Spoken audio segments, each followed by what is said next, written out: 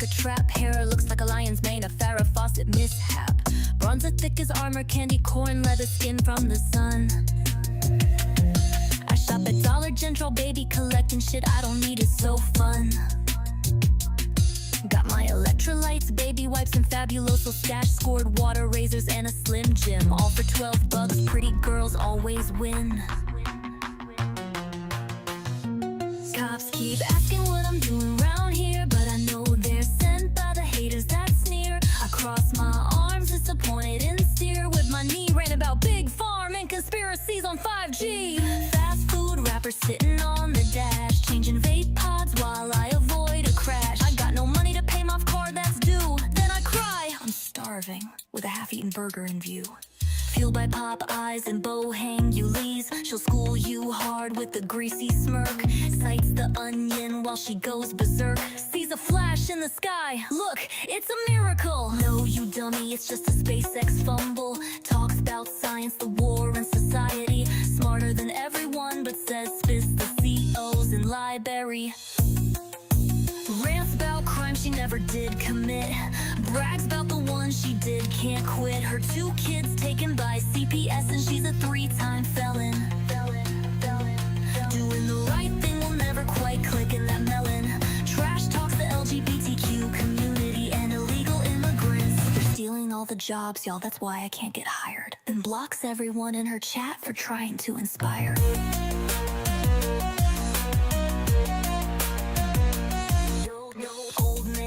Co-sign my Chevrolet, now I call him my kidnapper every other day. Say he's stalking me while I hang in his yard, telling all the YouTubies an abusive fucktard. Perverts and stalkers better watch your backs, cause I'll hunt you down. I got a knife for you, Jack. Y'all don't understand, they're all out to get me. Alley Financial won't stop harassing.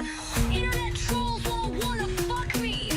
Y'all are jealous, I'm a pretty girl. Listen, I'm the only honest creator on YouTube. I did not stab those bitches. They're liars.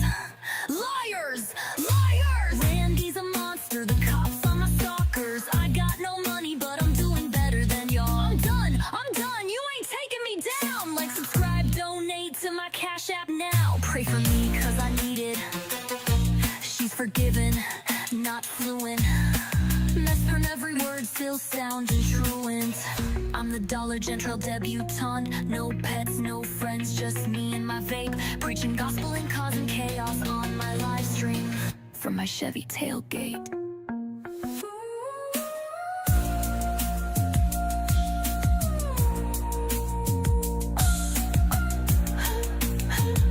my Chevy tailgate. What's going on, guys? How have you been? It's been a while. It's been like almost 2 full days without me. Did you guys survive? Are you okay? Are you okay? I'm sure you guys are okay. You guys had Wells was going live, and HBC Lies did the 24-hour homeless challenge. You guys should check that out. I pinned it, or I put it in my community tab. I think that was the last community tab post I made. And then Brooke disappeared.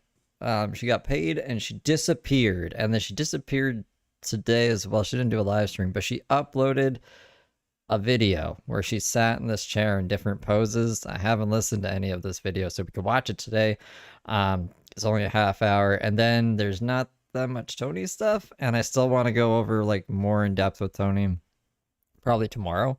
But we'll just like go through his Instagram a bit. We'll check Local Coco's channel out. And then I have some Daisy stuff. I have like a half-hour Daisy stream. And then she was also spotted with like breakdancing furries in Venice, which is weird. So I don't know. We can look at that. Also, I seen Eggs McHuffington. That's a good idea. I like, I don't know. I figure like, did Cobes do like some kind of drunk stream about Ozzy's death? I haven't even checked on him. I was surprised he didn't like the day that he died. The day that Ozzy died. But we should probably check in on him. I mean, that'd be a good idea, right? Right? Let me just take a quick look. They put a video out. Recipes Ozzy. It's an hour fucking long. The Boglum Chronicles already condense it. Let's go see. I just want to see real quick here before we get started. No, it doesn't look like it. Maybe we'll wait. Because, like, if I do Cobra at the end of this, it's gonna be like a 4-hour stream. I don't know. We'll see how we're feeling. Maybe I'll have more energy today. I'll keep this tab open so I don't forget. I should make sure I'm on the right page for. There we go. Okay, so let's watch this stream, or not stream, this video that Brooke blessed us with called "My Experience in the Foster Care System," where she's done up all her. Look at her. Is this gonna work? Hey, I think it's working. Sorry, I'm trying to tuck my shirt. She's got like the dark lipstick going on. She's got this chair. I don't know where she got this chair. I'm assuming one of her friends or Randy. In my pants. Y'all. None of my phones ever want to work.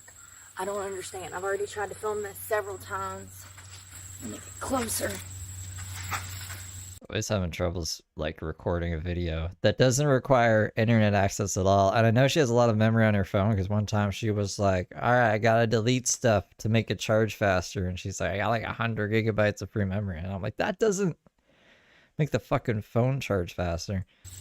There. Let's see if that works. Sorry, I'm out of breath. All right, where do I want to start? I guess from the beginning. We already started at the beginning. She did 2 other videos before this. Maybe one. Is it 1 or 2? I don't remember. I want to check. But like, I swear she made at least 1 other video in her car. Or the truck or whatever. It was the truck. Yeah, there's the part start of the trauma, 1987. Then part 2, 1987. So this is, I thought those 2 were at the beginning. We're going back to the beginning again. Okay. I want to talk about the foster care system in this video. I want to talk about my own experiences in the foster care system. As I recall, I was first taken from my biological. Monday was a bunch of nonsense. It's Wednesday now. I was like, I don't even know what day it is anymore. I went to bed right after that. I was like, I'll take a nap. And then I ended up just sleeping for like 12 hours. And I was like, oh, that felt good. And then I cleaned my house and got some other things done. I got weed too. I got so many things done. All my bills are paid. So I was like, I should probably come back to fucking YouTube. People will forget I exist if I don't come back, even if Brooke is on her fucking vacation. Family, when I was around 4 or 5 years old, I was immediately placed into UNC Chapel Hills So at 5? Behavioral Health Center. And this is around the time that I remember getting placed on mental health drugs for the first time. I would have been around 4 or 5 years old. Really? That's insane. If that's true, that's fucking crazy. In these state facilities, they're really abusive, psychologically, mentally. They're just abusive. The staff workers, the doctors, the nurses. I look back and I often wonder how all of these people had all of this education and none of them thought that the way they were treating children was wrong and dangerous. To my knowledge, these practices are still practiced today. These children... Seeing the woods reminds me of when she tried to decapitate people in the woods. Now, I was like, I don't even know if Brooke's like little fucking thing would work, right? I've never seen a Mythbusters on this or anything, but I don't know why I didn't do this at the time. Probably because I didn't want to incite panic, but I looked up, for whatever reason, news stories about ATVers getting decapitated, and it's a thing. And it's like, I don't know, it's happened at least 4 times in separate parts of America. And I was like, that's fucking crazy. So, I don't know. I forgot to tell you guys that. Probably because it was during this 48-hour period I was gone that I was like, ooh. Have no one to advocate for them. I had no one to turn to. I was taken from my family because of abuse that led to behavioral problems. And then I was placed in a state-operated facility where I was subjected to more abuse. I was probably on 100 to 150 different mental health drugs before the age of 14. I wonder if my memory is foggy because of all the mental health drugs or because of the new trauma that I was constantly subjected to in these places.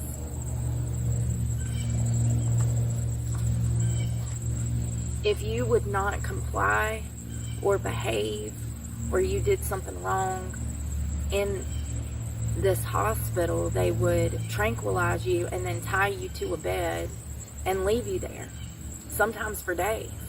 Sometimes you would be completely unaware of anything that was happening to you or had happened to you because the tranquilizer was so strong, it would knock you plumb out. That's what tranquilizers are supposed to do. This was, this is still a 4 to 5? There's no telling what I was subjected to. I just know how evil. Most people don't have memories at 4 or 5. Well, maybe they do at 4 or 5. Not before that, though. And you think, like, if she was subjected to all these drugs, like, I don't know, she wouldn't have like, a memory. Maybe she would. Maybe she would. That'd be very traumatic and it'd be burned into her memory. I don't know. That's crazy, though, if that's how the system works, according to her. Evil those workers were. I remember how evil they were. I learned. Oh, court. I forgot. Okay, so there's court release records from the Planet Fitness incident. I forgot. I was gonna open with that, and then for whatever reason I forgot. So I should probably show you guys that. I took a couple screenshots because I have like to show the whole thing. I'd have to read. I don't want to show Planet Fitness employees' names or anything like that, but we can see like because she's always going on about, oh, I got dismissed. Woo! She does that fucking voice. I got dismissed, but it didn't get dismissed. It's just been continued. I think maybe one of them got dismissed because she pled guilty to the other thing. But let me here, I'll grab these. I already have it on this thing. Yeah, I should have had this open. Okay, so this was I think I'm okay to show these. So on the 17th, well, technically on the 11th, there was a motion to continue that was entered by the defense, which would be Brooke. And then on the 17th, it was like a converted continuances, whichever that means. I don't know. I gotta like look up what all this stuff means. And then this other thing here states deferred proceeding or deferred prosecution, dismissal, other special conditions. Defendant is present in the court, blah blah blah. Defendant enters an Alford guilty plea, so she loves making those pleas. Court accepts and defers judgment from July 16th, which is when her court date was supposed to have happened this month. Defendant is placed on 6-month unsupervised probation to remain on good behavior, no contact with the victim, and to be on or about the premise of Planet Fitness, victim's workplace, not mention the victim online or on any social media, which she has done. She's like said their names. She said their full names before. When she gets really angry, she's like, I'm just going to start dropping names. And so she's done that. I want to clip that when I want to make a video. I should have been editing the past 2 days. I haven't been doing anything. Costs to be dismissed if compliance at return date. If defendant's in compliance with her presence is waived at return date. Counsel. But I'm pretty sure it's basically the same thing that was entered on this January 16th. So I'm pretty sure she violated this. There's a continuance right now, and nothing's like final. So Brooke is full of shit, and that's like the updates on that, I guess. Like I said, I'll redact like any personal information. I'll put the full thing out. I'm back. I took my little vacation. I'm back now, so I'll do that. I'll get on that shit because I'm behind on shit anyways. But yeah, I meant to show you guys that at the beginning. Learned at a very early age that people are petty. The passive aggressiveness and the aggressiveness from adults towards me as a child. Yeah, I've also been told by people who talk to the Planet Fitness people, like the employees or whatever, that they have like the video evidence of Brooke stating their names from her channel and stuff, and that they're gonna show the judge and everything. So I'm sure that once everything does get finalized, I don't think she's gonna get like away scot-free. Maybe they'll just like charge her with something. And she's supposed to be on her bestest of behavior. I was subjected to on a daily, if not weekly basis. I was talked down to. I was hit. I was spit on. This was normal practice for mental health services, behavioral services in the 90s. UNC Hospital is one of the most accredited hospitals in the country. And I was re-victimized over and over every time I had a hospital stay there. And I had over half a dozen before the age of 14. Take it easy, Shelly. That was not the only hospital that I was subjected to. Buckner, which is a mental hospital, they have a behavioral health ward as well. They actually, the history of them is horrific. They were a psychiatric hospital that subjected patients to abuse, malnourishment. It's horrendous what some of these places have done that I visited. I also, not to skip too far ahead, but I also stayed in a facility when I was 14 to 16. It was a juvenile justice facility. It was the Department of Corrections for juveniles. It was what they called Samarkand Youth Development Center.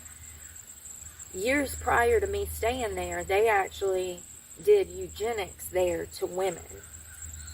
I don't know about any of that. I just looked up UNC hospital allegations, and it says UNC and related entities have been faced with various allegations, including overbilling Medicare, violating patient dumping statutes, just like dropping patients off, or I don't even know what that means. Discrimination related to religious beliefs, and additionally lawsuits concerning alleged underpayment for 34OB drugs and wrongful death case. But nothing that's come out of Brooke's mouth that I can at least find a news article for. You guys know how I feel about news articles. So if that doesn't tell you what type of people we're dealing with, it should. Even decades later, it's the same system. With the same kind of workers.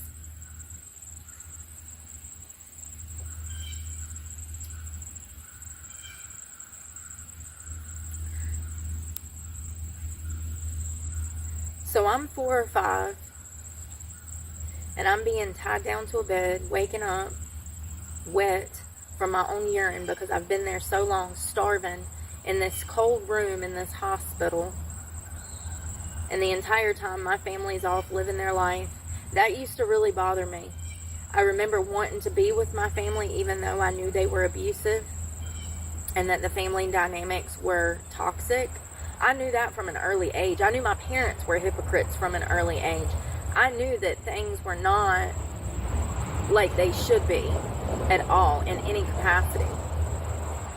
I knew that it was abusive and I knew it was toxic from the start.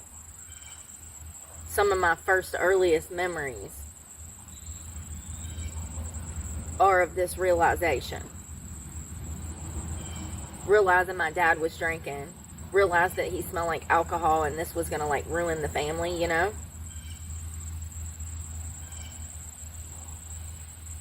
The fact that I knew these things caused a lot of problems because I would tell people these things. And my mom did not like that. She always cared what everybody thought. So I stayed getting my ass whooped because I was constantly in trouble. I'd said too much. I'd told somebody I shouldn't have, something I shouldn't have. And hell, in my house, anything would get you beat.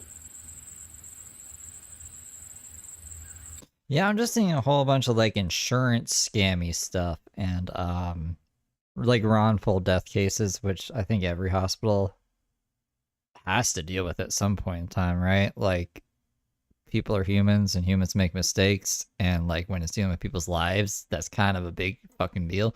But yeah, I don't know. I just like I can't say that any of this is legit. Which is why I was taken. So after this first hospital stay, they placed me with a family. Have my volume up? Like, is my volume not high enough? Or you mean like, it's gonna get crazy? And I remember it was a younger couple. They were in their like late 20s, early 30s.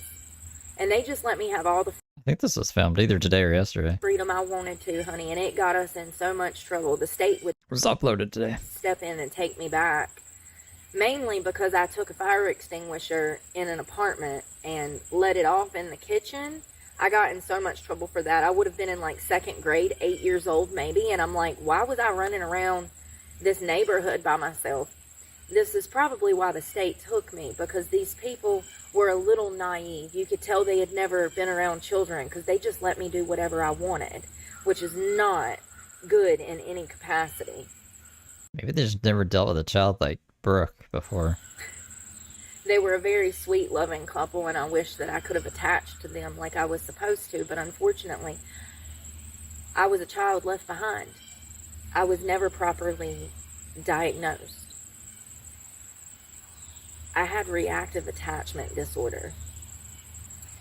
Reactive attachment disorder, I think that's what Natalia Grace? Can't remember her name. Something Grace said. we see in children who did not bond with their caregivers, their mother, their father. They were unable to attach because of neglect, negligence, being ignored, a lack of affection, a lack of proper bonding. There's things that bond us to the children, okay, and vice versa. Mainly love, affection, guidance, discipline. When those things are not taking place, the child becomes violent. It almost comes to a place of stopping development. They cannot comprehend that their behavior is not acceptable. It's not acceptable. They're violent. They'll threaten to kill their siblings. They'll threaten to kill the family.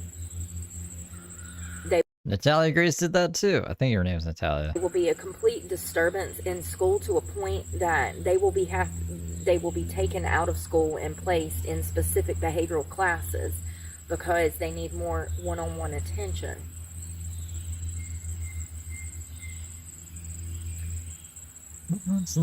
In my opinion, I was never properly diagnosed, because properly diagnosing me with RAD would be placing the blame. I think it's so. I mean, like I said, unless she just found this chair somewhere. She spent all the YouTube money on this chair and she got it out here somehow. Imagine it's like really out in the forest and it got driven here or something. Got somebody to drive this chair out here for her. Of my behavioral problems on my family. To properly diagnose a child with RAD, the abuse has to be discovered and talked about. And oh, it's the chair from 8 months ago? I was actually going to do, before I got like really, I just started cleaning my house again and I lost track of time. But before that, I was going to do an afternoon stream before Brooke uploaded this video, just going over like after she got out of jail and she was at Randy's like making breakfast and shit. Or I don't know about breakfast. She was drinking fucking alcohol and making sandwiches and shit. And I don't know, just crazy stuff. So I want to look at that because Asheville's kind of making me want to jump off a bridge, as Brooke would say. So that's Tink. I know Tink's been watching it because she's been updating me on this stuff. So that's interesting. This is the same chair? Acknowledged. That was never done. I was simply taken from my family and I was passed around for over 10 years while I was a guinea pig for the state. They tried every medication on me under the... Is it in the Healthy Ramen video? Because I have a playlist set up from that time, so I can get it like pulled up side by side to see the comparison of the chairs. Sun. Once again, I don't know if the holes in my memory are from the trauma that I was subjected to going from placement to placement in the foster care system, or if it was from the various medications that they tried on me that we now know children are not supposed to have, like Depakote, Seroquel, lithium. Now you're good, Tank. I'll These were bipolar run through them on medications. mute and see if I can find They're them. not all of the ones I just listed, but a lot of the drugs they tried on me were bipolar medications, and we cannot even properly diagnose till over the age of 18 for bipolar disorder now. That's what we know now. Back then, they didn't know that. And so they were just trying whole cocktails of medication on me. Over the years, every different placement I went to, I was on a different cocktail of medication, sometimes as much as 6 to 10 pills a day. So I do not know if it's trauma why I have holes in my memory from these places, or if it's the drugs. I do know that I was beat and sexually abused non-stop from birth to 16.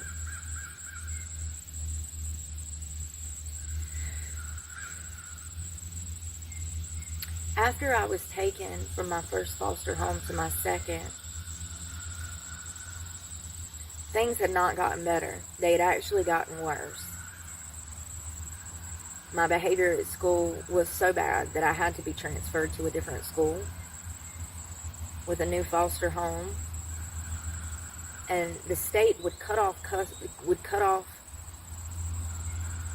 ties with my family sometimes, and then sometimes they would let me see my family. I remember during this period they had placed me with this new family.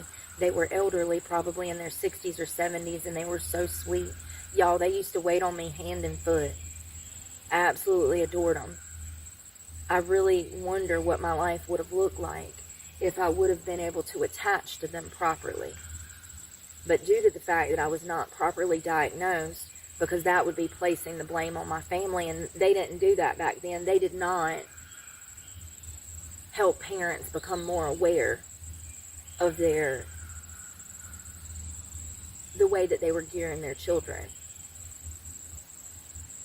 You know, they knew that my parents were beating me, and they assumed that something had happened to me, but they did not know what.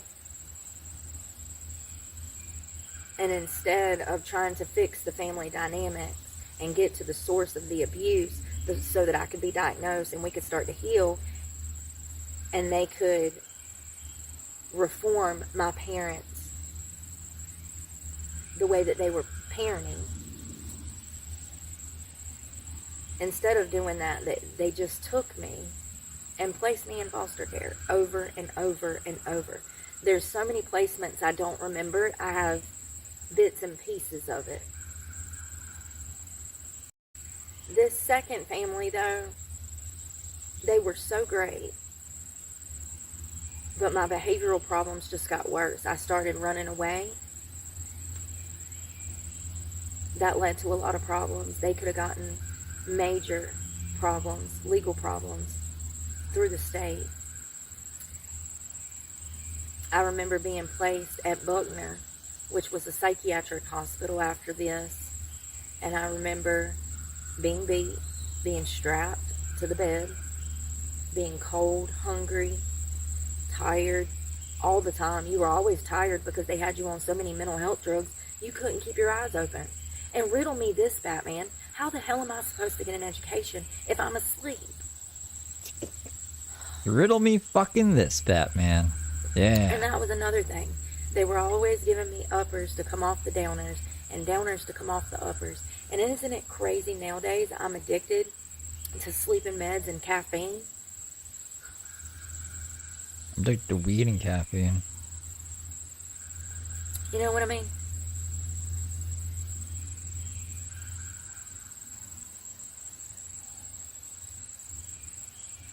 It was a really sad childhood. 3 days? I always remember. Do you think Brooke's been doing drugs? I was like, that's a lot of heavy makeup. I'm like, is she trying to cover something up? She looks maybe she doesn't look rough. She looked rough. The last stream, the Monday stream, when she was eating the Taco Bell and her mic was all fucked up and she kept going to the bathroom every 40 minutes and her hair was crazy. Her hair, she looked like, does Shakira have crazy hair like that? I mean, like, Shakira can have crazy hair like that. Her hair looked insane. And I was like, I don't know what's going on with Brooke. She seems to be losing it a bit. She seems like very done up now, but like, I don't know if that's because she knows she might look at lookers. I don't know. Maybe I should run a poll. I remember being cold, feeling alone, knowing that I had nobody to tell, and even if I did, nobody would do anything. Just running through the old videos in the background trying to find this chair. Like, if I got abused in the hospital and then my parents come to visit me, I could tell my parents, but there was nothing they could do. What are they supposed to do? Take me out of the hospital? They weren't able to. The state had custody of me. The best they could do is shut up and hope that they get to see me again. And you know, they were no angels. They were the whole reason I was in this position to start with. My foot's asleep.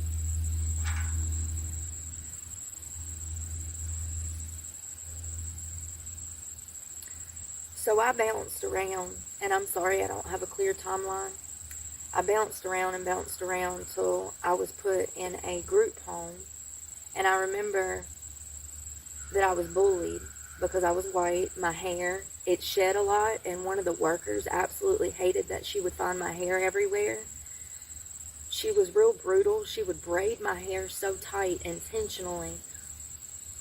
And y'all, looking back on stuff like that, it makes me realize how evil people are. If you could do that to a child that's in a foster care situation, because even though this was a group home where there would be more girls living there, it would be like 2 or 3 or 4 of us living there with a social worker that oversaw the place and was supposed to cook for us and take care of us and take us to school and bathe us. They did none of the such. They did none of the such, by the way.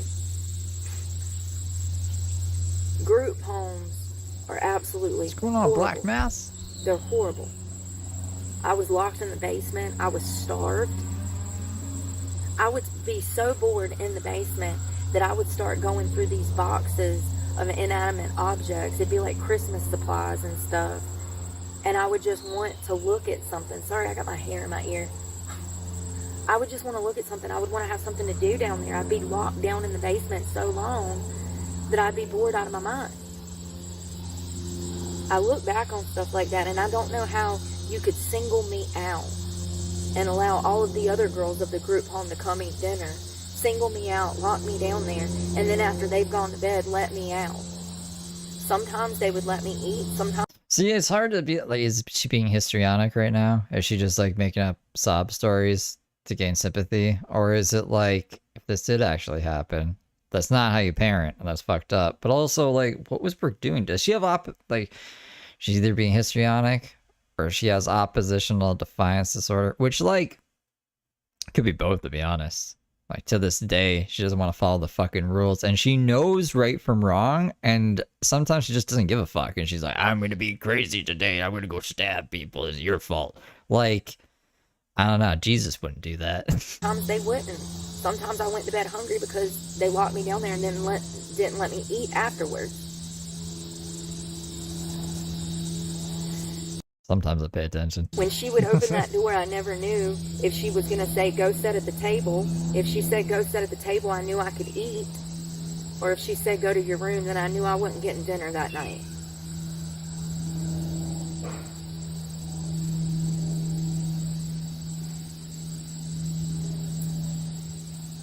I remember my mom bringing me gifts.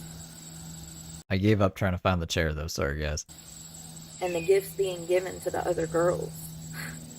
Imagine having to watch somebody that's 10 years older than you, approximately, walk around in something your parents bought for you.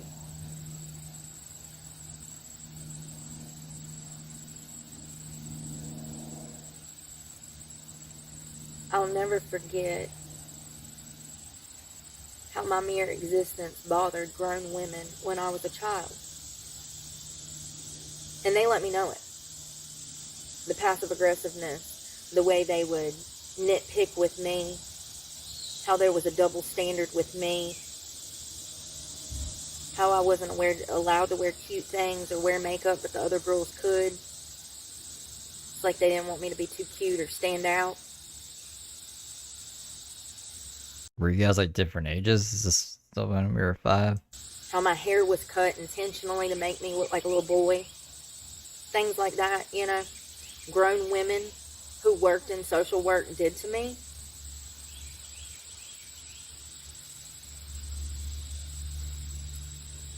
You know, starving me and locking me in the basement is one thing. Yeah, that hurt. But there was so But cutting my hair like a boy, that's where I draw the line. many racial things that was did to me. I picked on racism and what it was in the foster care system. I was disproportionately picked on because I was white, because I wore cowboy boots, because I had a southern accent, because I had hair, you know? I thought you said you just didn't. I thought you just said you didn't have hair, Brooke. I'm just picturing young Brooke walking around with or without hair. I don't fucking know. And cowboy boots with her southern accent that didn't fucking form until, I don't know, post 2017 because of Honest Heather. She didn't have a fucking accent. It was very unfair, cruel for grown people to treat a child like that they are responsible for caring for and guiding.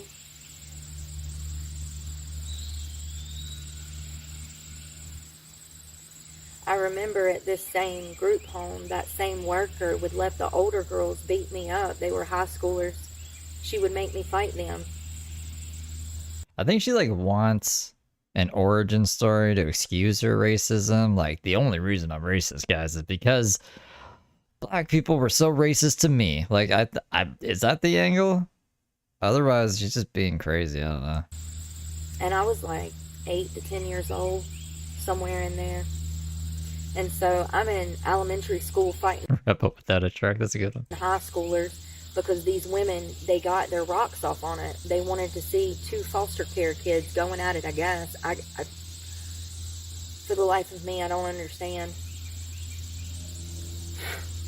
Was this before or after she was being trained like a chicken? Remember, she was like, they used to have like cockfights, but it was with kids, and she was being trained to like beat up other kids when she was still in diapers. I guess this was post the chicken coop thing.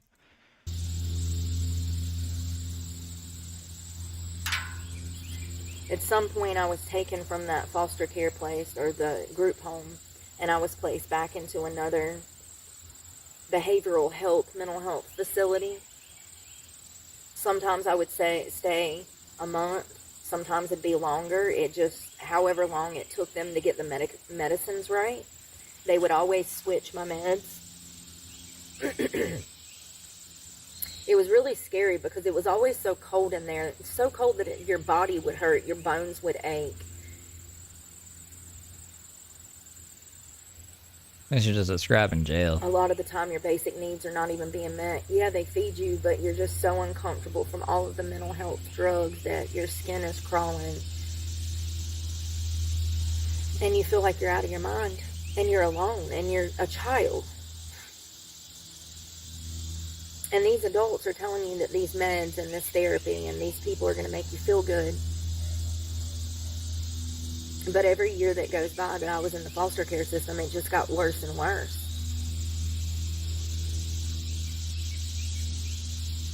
I was never properly diagnosed. My parents' abuse was never addressed. Then how the fuck were you taken? And why were they giving you a bunch of meds if you were never diagnosed? They don't just give you meds if you're not diagnosed with something. The first step is diagnosis and the medication. You don't just throw meds at somebody without diagnosing them. What, are you crazy? And then fucking, yeah, why would you be taken from your parents and put into foster care if there was no abuse? What are you talking about? And somewhere around the age of 9, my parents obtained custody of me again, and I went and moved back in with my family. And I remember standing in my grandma's kitchen, and I was about to resume 150 meds, never diagnosed. I do believe weekend visits with my biological father, who was an alcoholic, who was sexually molesting me. And I told my... Wait, what? Hold on. I was reading HBC, and I was trying to listen for the AC kicking on. And I remember standing in my grandma's kitchen, and I was about to resume, I do believe, weekend visits with my biological father, who was an alcoholic, who was sexually molesting me. And I told my grandma, I said, this is what my dad's doing to me. And you know, it's weird because I look back, it's almost like my whole family was waiting. It's like they knew. Everybody jumped into action. My grandmother called my mom at work. My mom came home, called the cops. They immediately kicked off an investigation.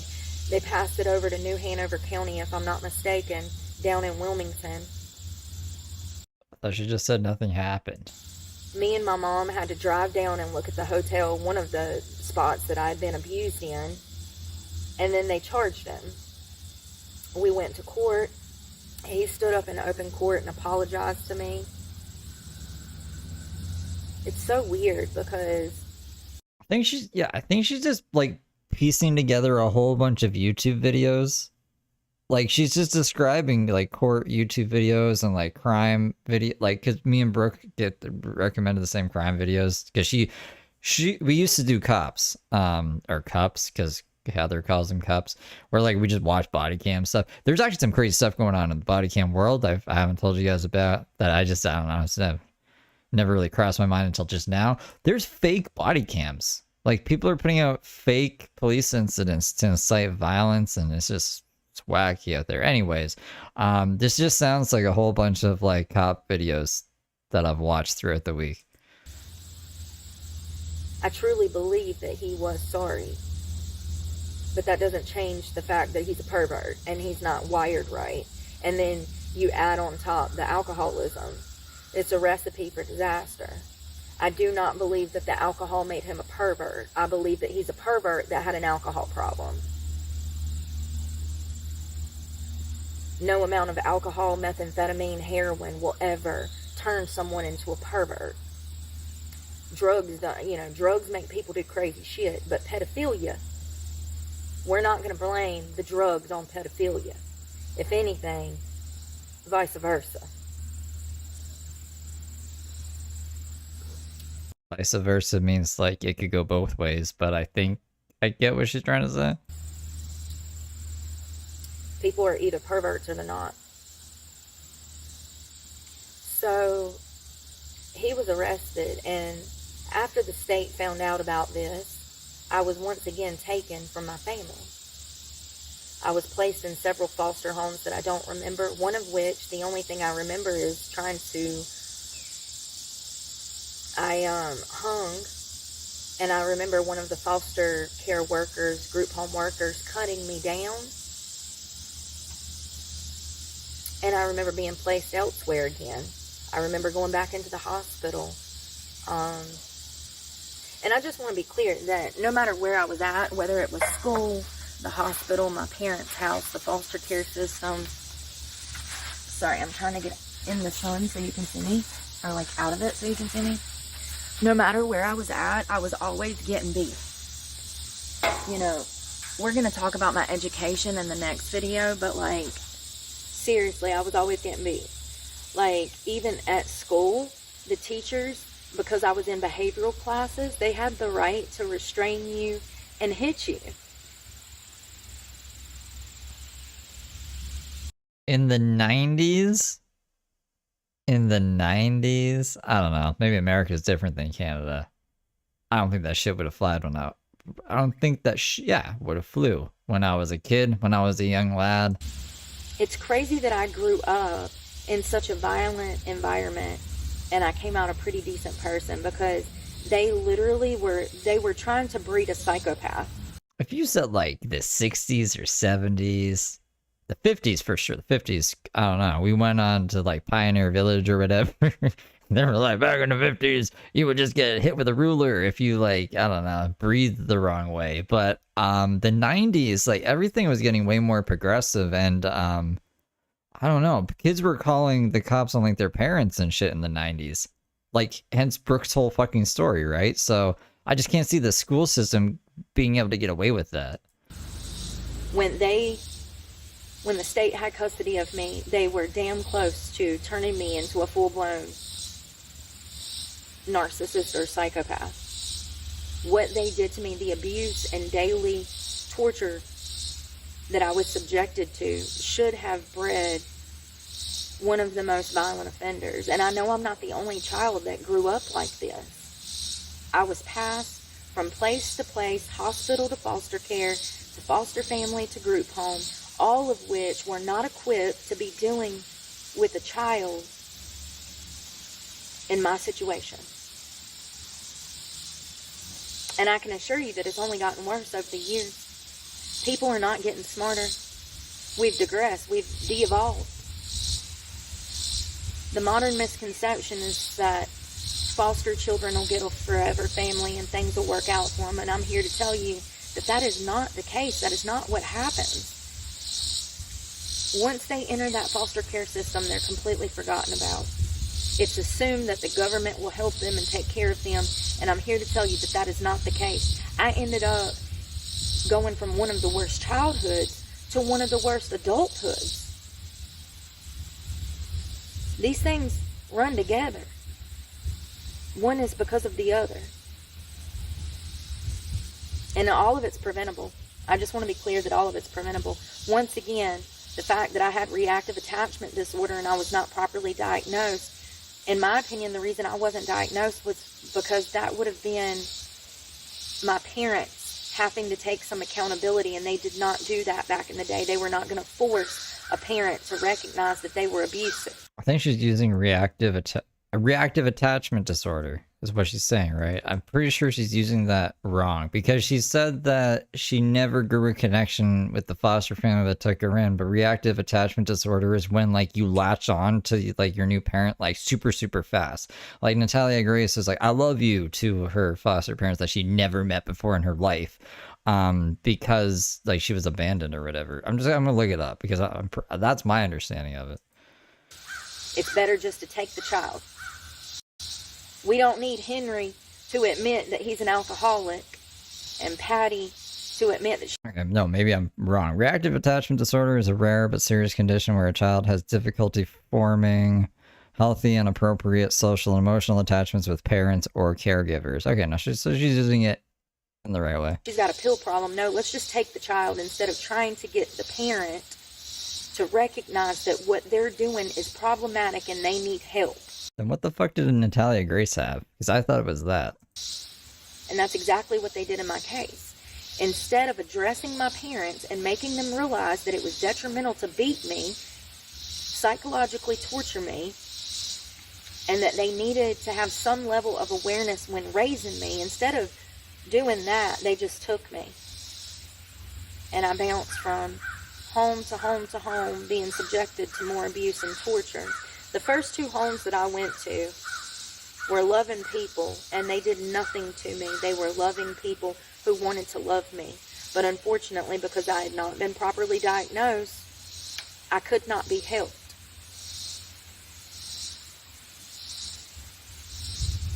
I think that it's a miracle that I recognize that I suffered from RAD. I also think it's a miracle that I'm able to be where I'm at today to even talk about it. I'm not even scratching the surface on most of these stories. I think that Peanut Butter and Jelly number 4 just gifted 20 memberships. Thank you, Peanut Butter and Jelly. distant because I haven't talked about this in years. This is the best way I know how to describe it without getting emotional and causing more injury to my psyche right now. In the future, maybe 10, 15 years from now, I would love to get my medical records from UNC Chapel Hill and the Department of Social Services and really look at what files they have, just to confirm mainly that what I know to be true is true and that I was never properly diagnosed. But also, I would like to get a clear timeline of what happened when I was a child and maybe uncover more trauma that I don't remember. Because as I said, there's probably about 3 or 4 places that I've completely blocked out of my memory. I can remember the house. I remember 1 or 2 people that lived there with me, and there's nothing else. So that tells me that either A, I was so traumatized in those places that I've blocked it out completely, or B, I was on so many mental health drugs that it caused me to forget? I don't really know. I just know that what I went through, so many other children went through as well. I was not the only one. I met thousands of children in my position. Maybe all of them didn't have rags, but a lot of them were further abused while in state's custody.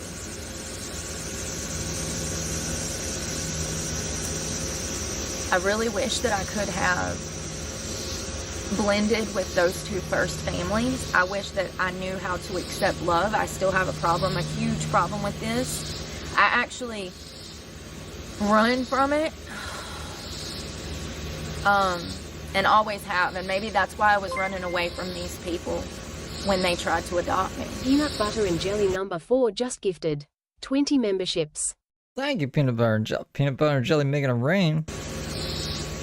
I love you guys. In the next video, I want to talk a little about my education while going through all of this. I was one of the first group of children to experience No Child Left Behind. I was at the start of that, my schooling. And so I was definitely left behind because I was in state's custody. And unfortunately, most children in my exact position, they don't get educated as well. Wouldn't there be, maybe there wouldn't be because it's like child records? Shouldn't there be some kind of fucking like, we have records of Heather losing her kids. Wouldn't there be records of Heather's mom losing her or whatever? What if like Heather's mom never even lost her? As far as my understanding is from what I've been able to find online, Brooke ran away from home. She ran away from home when she was working at fucking Sonic. Like, so I don't know. I would love to know. I would love to know if any of this is based in reality at all. It's just how it is. Once again, modern misconception is that the government... Oh yeah, I can do, what kind of emojis are you guys? Want more Brooke? I don't know, we got a lot of Brooke emojis. Maybe we can cycle some of them or something. And they'll take care of it. They'll educate these children and they'll get them to a place where they can stand on their own 2 feet, stable, before the age of 18. And I can assure you that that is not what happens. More often than not, these children do not get a proper education, nor even the slightest education. Most of these children cannot do basic math, and they also cannot read. And this is part of the reason that the foster care system leads into the Department of Corrections. There is a direct pipeline through studies and data. It has been determined that there is a direct pipeline from the foster care system into the Department of Corrections. And I myself was part of that system. So I know this to be true because of studies that have been done, but also through my own personal experience. I love you guys. Thank you for hanging out with me. It's been really hard to post this video, so I'm sorry to like rush, but this is like the 5th time I've tried to make this today, and I can't get anything to work right. So I love you guys, and please pray for me, and I'm praying for y'all. And in the next video, I want to talk a little more about the education system and what my life was like trying to get educated as a foster child. I know that I only talked about 2 families in this video. From my knowledge, there was more than that. But those are the ones that I can remember right now. And then also the group homes. Y'all, there was like literally a dozen group homes over the years. Like I said, a lot of them I've blocked out, but I know that also Brooke was in like juvie a lot. Is she just like telling us juvie stories and trying to make it sound like they were foster care stories? I remember some of the bad ones, and I don't recall ever staying in a good group home. Group homes are trash. They're very dangerous, and they're detrimental, in my opinion, to early childhood development. I love you guys. Pray for me. God knows I need it, and I'm praying for y'all. Bye, y'all. That's the Brooke video of the day. That's all we got from Brooke. I seen someone say that HBC Lives uploaded a video, Cook with Brooke. It looks like it's the ramen video. We gotta go over those videos from the past. Find that chair. Find that beautiful chair. But this is just making ramen. Making ramen like James. You guys remember James Soroka? Maybe some of you probably do. Jesus Christ. Damn it.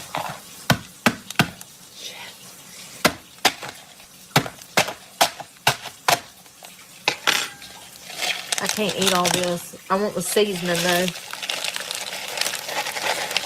I want the good stuff. I'm throwing half of it away, and Of course you are. I got all the good stuff in the bottom.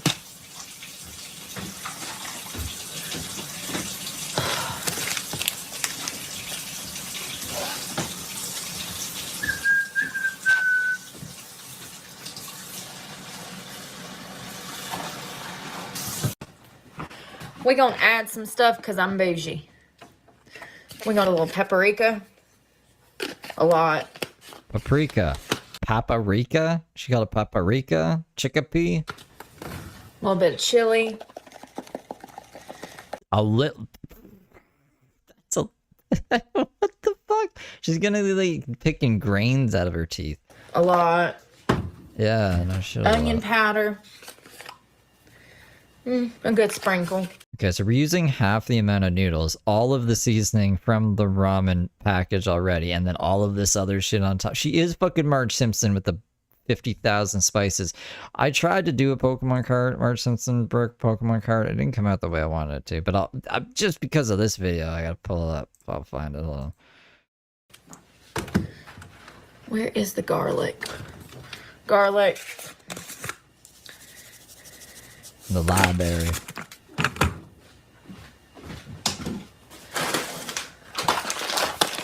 Sprinkle of sugar. Hold on. It's like I was freezing on you guys because I'm downloading an image. Apparently is a lot of work for the computer. Notice how much of a better mood I'm in because I haven't been dealing with the stupid fucking computer for fucking 48 hours. Mamma mia. I was like, make it like Brooke. All it did was Brooke's tattoo and kind of her outfit with the sunglasses that aren't even the Brooke signature sunglasses. Use every spice, say homie. Not even like, it's not even in the right fucking format for Pokemon. Whatever. It's fine. This is, what else time of the...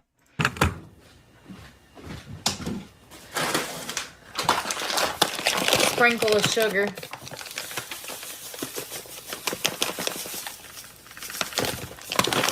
What is this?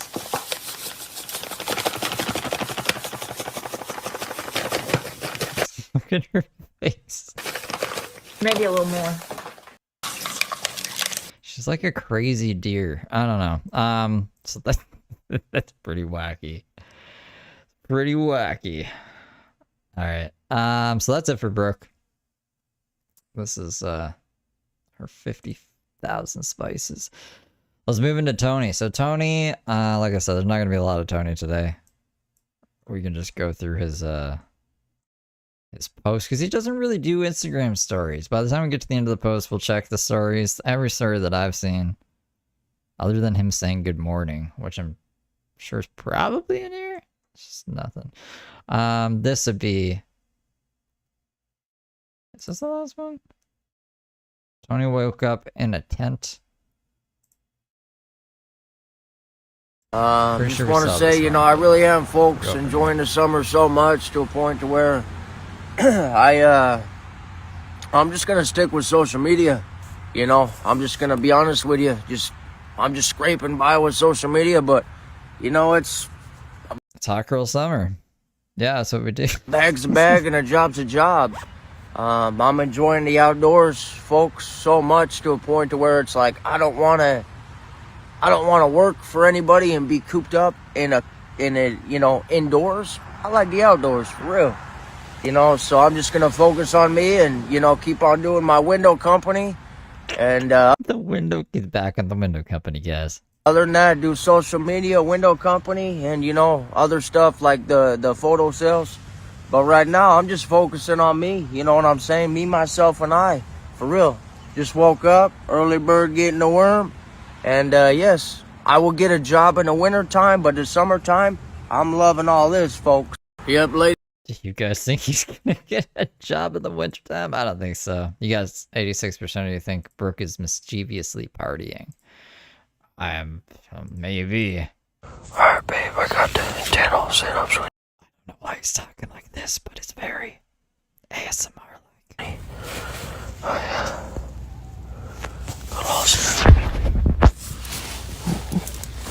it's not bad. We're trying to get some rest, so I love you, baby. I got the tent all set up, but I'm going.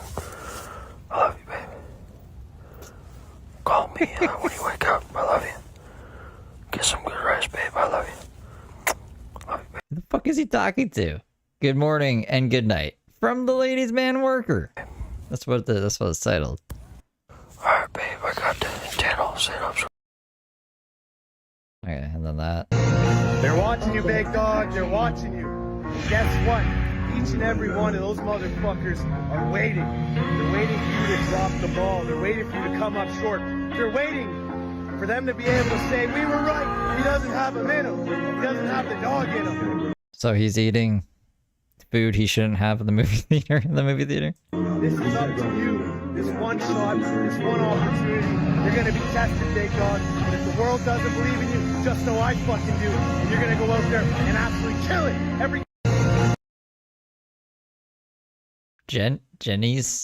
Genesee beer? Never heard of that. hey, what's going? Heard of Hey, Guinness. what's going on, ladies, man? Here, just want to say a big shout out to RJ Jewelers. This man is a legend. He's always helping me out. For real, this company has always done me right and always done me good. I got back my crucifix here, folks. So, my rosary. So, just want to say thanks to RJ Jewelers. I appreciate you guys, for real. Always hooking it up. Workers working. I'm a happy boy. Hey, what's going on, ladies, man? Here, worker. I just want to let everybody know that I did talk to Tom and Christina about 3 weeks ago, roughly now, and I will still be going down to Las Vegas for the. I get why Daisy doesn't like shoes. I can't feel anything with my shoes. You know what I'm saying? I can only feel like objects of fucking hitting them. Like foot pedals all the way over the yonder. Hustler convention with Alexis Fox. So just want to let everybody know, I do need money pretty bad, and this is what people do when they need money. Yeah, ask Tom Segura to get you in a porno with Alexis Fox. That's what people do when they need money. And I love the adult industry, and it's something that I want to dabble in, and it's something I want to make a career out of. So I here hopefully soon, if everything works out okay, I'll be out in fabulous Las Vegas, Sin City, doing my first scene with Alexis Fox, because I need some cash, So, and it is what it is. A bag is a bag, and this is what I'm passionate about. Worker. It was Worker with the he calls the cross his crucifix, because I got my crucifix back. Hey, what's going on, folks? Ladies, man, here having me a little a snack here, folks. Of course, I got my Speedy's swig. Oh, woo, worker. And check it out, folks. Banana nut muffins here, folks. Yes, ma'am, and yes, sir. You heard it right here, folks. This is a 4-count of the bake shop pastries, which I do love. A lot of my ex-lady friends know how wild I am about my pastries. I'm gonna take me a big old bite into one of these nut muffins here, folks. Worker.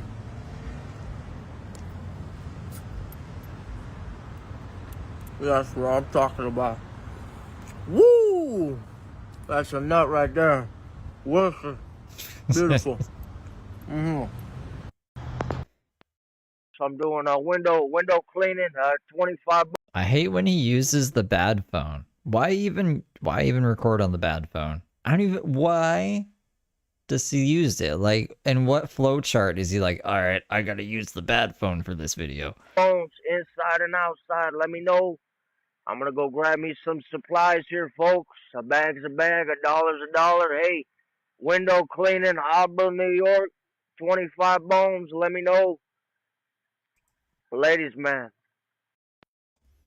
Hey, ladies, man, here. Got some good news. I got my therapy appointment tomorrow at 3:15. Hey. Ladies, man, here.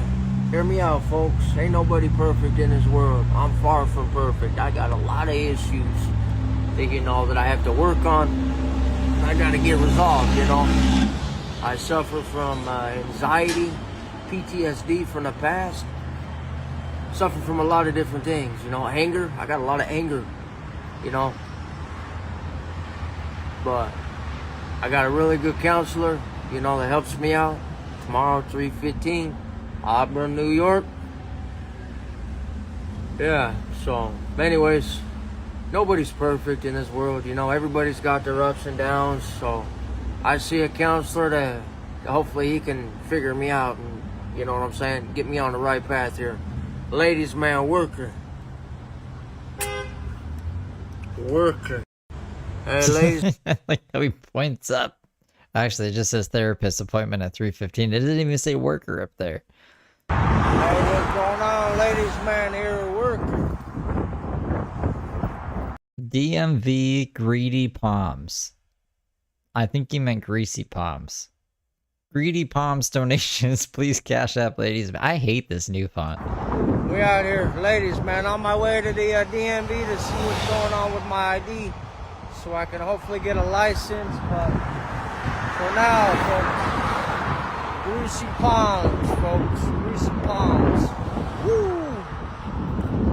Yeah, he meant greasy. Oh yeah, worker.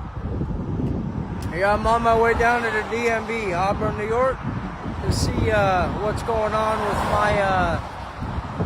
my ID, so I can hopefully get a hotel tonight. Donations always helps, you know. So Jeez Louise. if any fans out there can help me out with some donations, I would really appreciate it.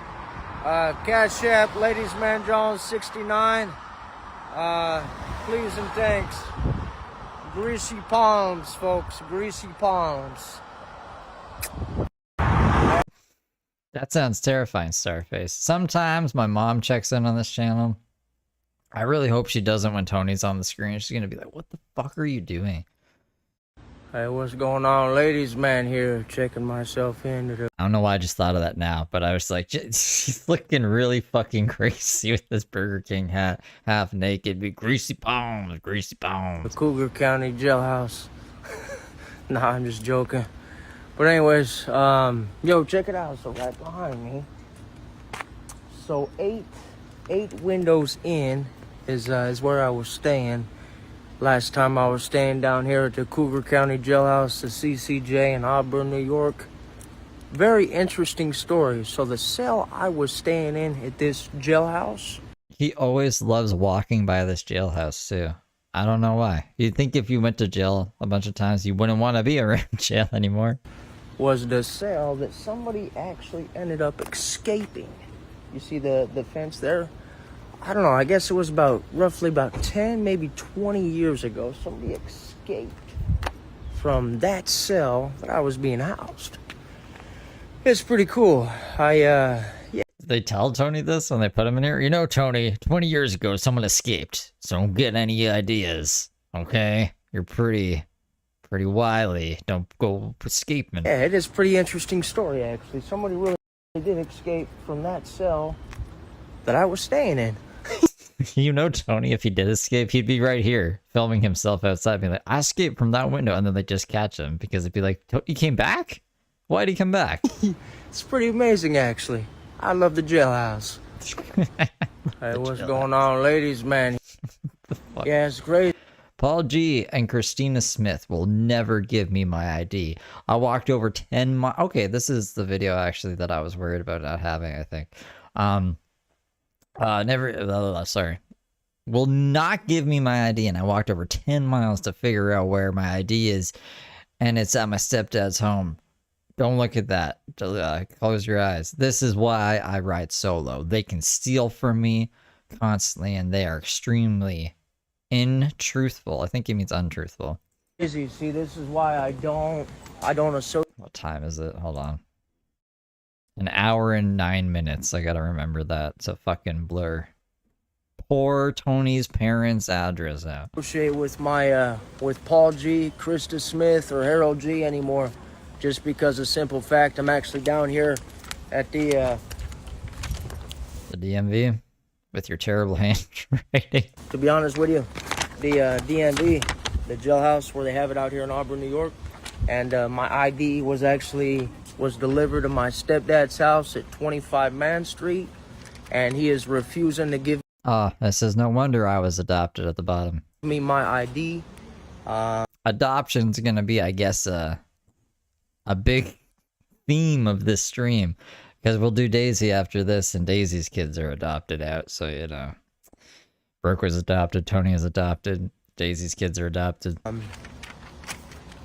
That's just why I do not associate with my family that gave me up for adoption over 25 years ago, because a lady here at the office here has now said that my ID was delivered at his house.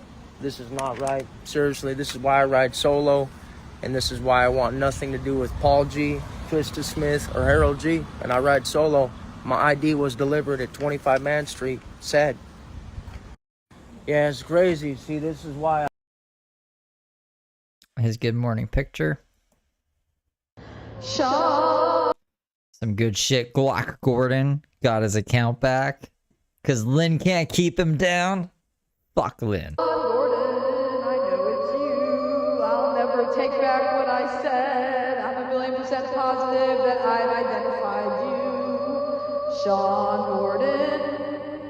Sean Gordon. I hope you enjoyed this song. You're just mad because I called you out on who you really are. Sean Gordon. Oh yeah, that was the other thing. Lynn doxed somebody who was not Glock Gordon. I guess that's Sean Gordon. That's not... Don't harass that innocent man who Lynn just wants... I don't think they would anyways. Everyone loves Glock Gordon. But Lynn tried to, I don't know, get the internet after him. The fake Glock Gordon. I guarantee my IQ is higher than yours. I'm just letting you know I know who you really are, and I'm not wrong in how I identified you. And you're just upset because I posted a couple of pictures with you and some other people in it. Get over it, Sean. Yeah, that wasn't him. By the way, I definitely got the right Sean Gordon I definitely could. No, you didn't. in Scotland. I know you're the same person in the picture. I know who you are, Sean. Bye. Crazy. Crazy. We love us some Glock Gordon around here. I don't know who needs to hear this, but just sit on his fucking face. That's what Tony's trying to manifest there. These are the worker stickers that are sold for $3 a pop somehow. I gotta figure out how to get the prices down that much. This is crazy. This is crazy. I took screenshots of this, and I should probably airdrop them. Because I think these kind of go a little fast. Go a little fast. Down, down, down, down, down, down, down, down, down. Okay, hold on. Where did I put them? I put them here. Some of these may be doubles because Tony screenshotted them, and I noticed them when I was grabbing them. That throw a little, maybe a little bit of a doubles here. All right, let's try to do this not in the John Yates way. I mean, like, they're fucking titled. Like, this was 06, and then the next one's 07, 08, 09, 10, 11. So I'm pretty sure this is the order that Tony at least took the screenshots in. He says, or this is Lynn. Lynn says, I'll bet, laughing face. Okay, I know what this is. Fuck this. Whatever. I know my feelings didn't matter anyways. I'm out. Bye. Fuck you. Tony dropped this in the group chat and was like, I woke up to this today, guys. Lynn is crazy. She says, don't contact me anymore. I'm done. Blocking you now. Bye. Seriously, fuck you for everything you took me through. The revenge porn, yeah, that was bad. That's the only thing I'm like on Lynn's side for, but everything else I'm not. I'm anti-Lynn. The trolls who harass me online that you allow for them to do just to take me through shit. I mean, she's in it. She's in the mud pit. Like, she's got I said this before, but she reached out to Tony and interjected herself into a locale's life and continues to, and is like, why are people making fun of me? It's like, look at the people you're surrounding yourself with. The love bombing and the games, and now this bullshit. Fuck you, bitch. What did Tony say to her? Like, what kicked all this off? I don't think Tony showed us any blue or green texts, just these gray ones from Lynn. I am out. Lose my number forever. And if I see that corn online again, I'll put you in motherfucking prison. You've taken me through hell. Fuck you. Okay, so this is the next screenshot. Motherfucking prison. You put me through hell. Fuck you, you narcissistic piece of shit. And fuck you for pretending you loved me. And then you side with those losers who abuse me along with you. Oh, she's like, those are the losers, Tony. It's the people paying his fucking Domino's bills and shit. Keep your couch, Milfy friend. Oh yeah, she gets really jealous. See, this is what I mean. Tony, you could have...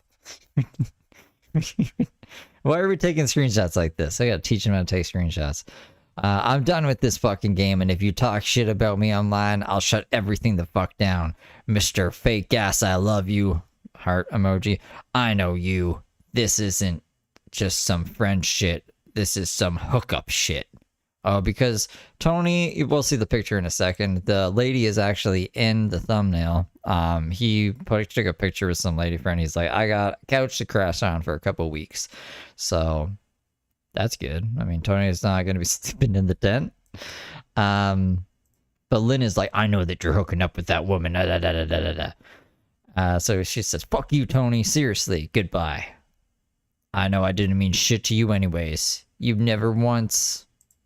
And then this is the last screenshot. You never once defended me or protected my heart. You dragged it and abused it. Fuck you, bitch. Okay, I'm done for real now. Bye. Peace emoji. Lose my number. I don't think that's the last we'll be seeing of Lynn. Because Lynn is crazy. Actually, I guarantee it. I'd put money on it. I'd put hard money on it. That is not the last we're seeing of Lynn. I'm absolutely losing it.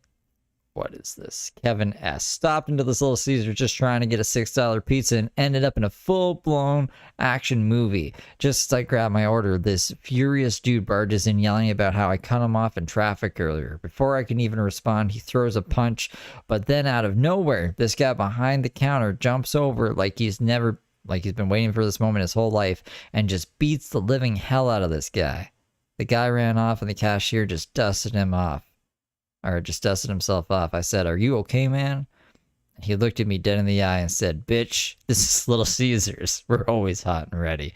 5 stars will absolutely return.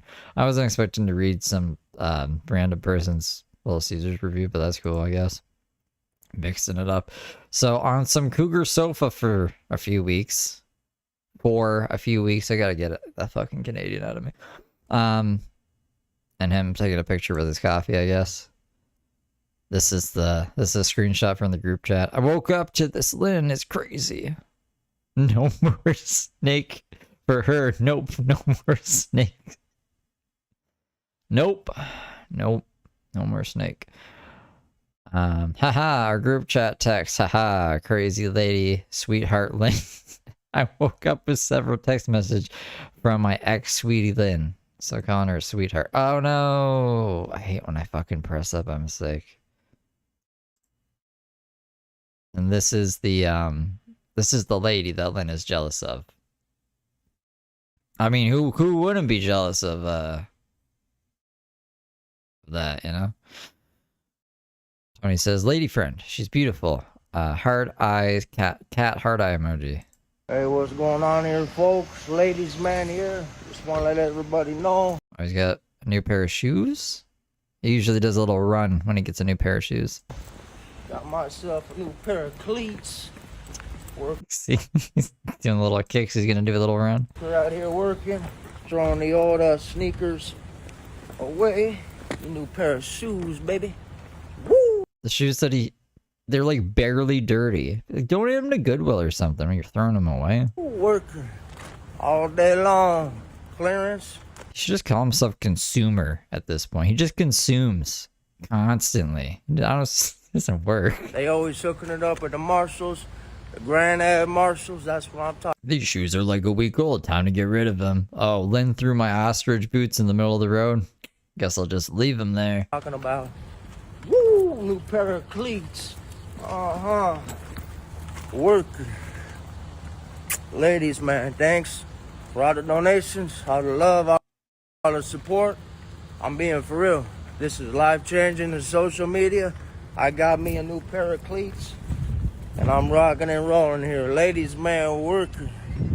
Woo! Out with the old, in with the new. Ladies, man, here, worker. New pair. Like this guy. Update. He's now begging for money because he's hungry. Incredible stuff. Cleats. Hey, what's going on here, folks? Ladies, man, here. Ladies, man, here.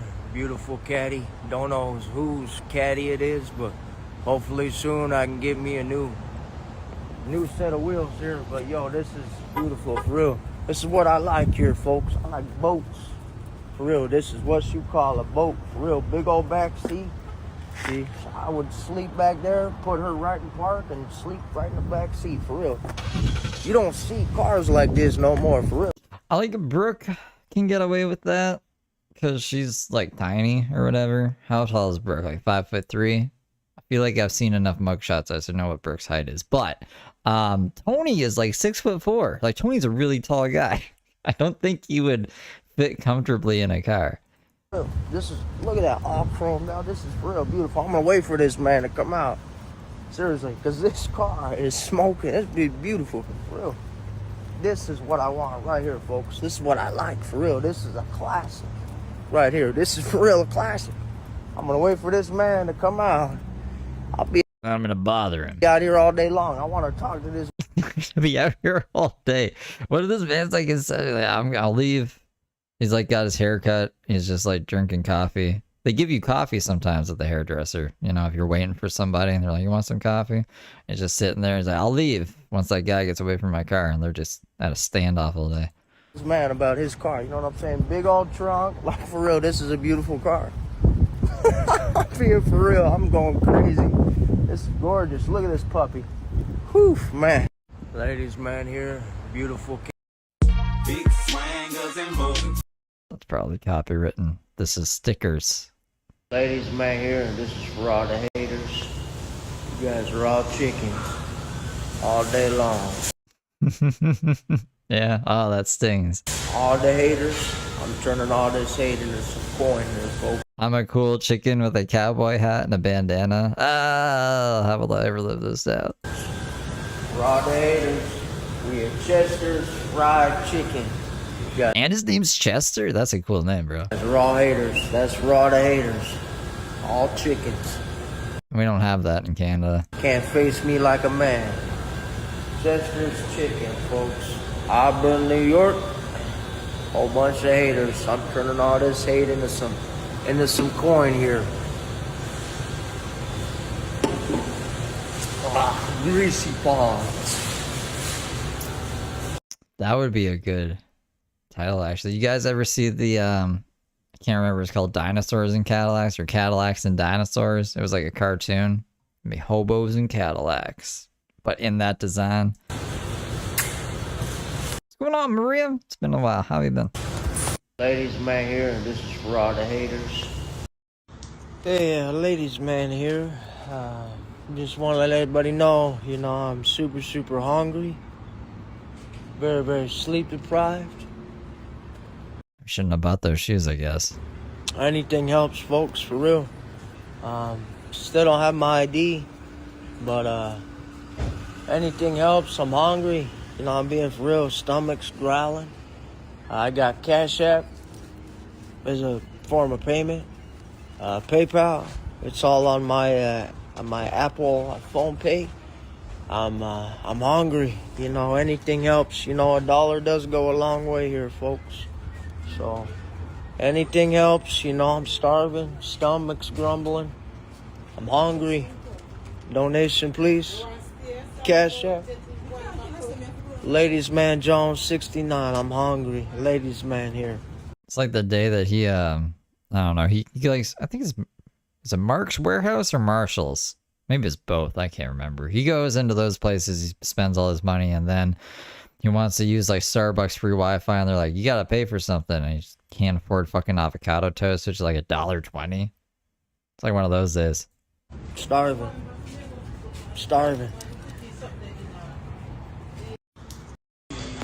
Out there at the Auburn Custody I don't know. Someone gave him money, obviously. Blanca over here by the Chili's right across here. Really good restaurant, really good Mexican food, really good. Eating some chips.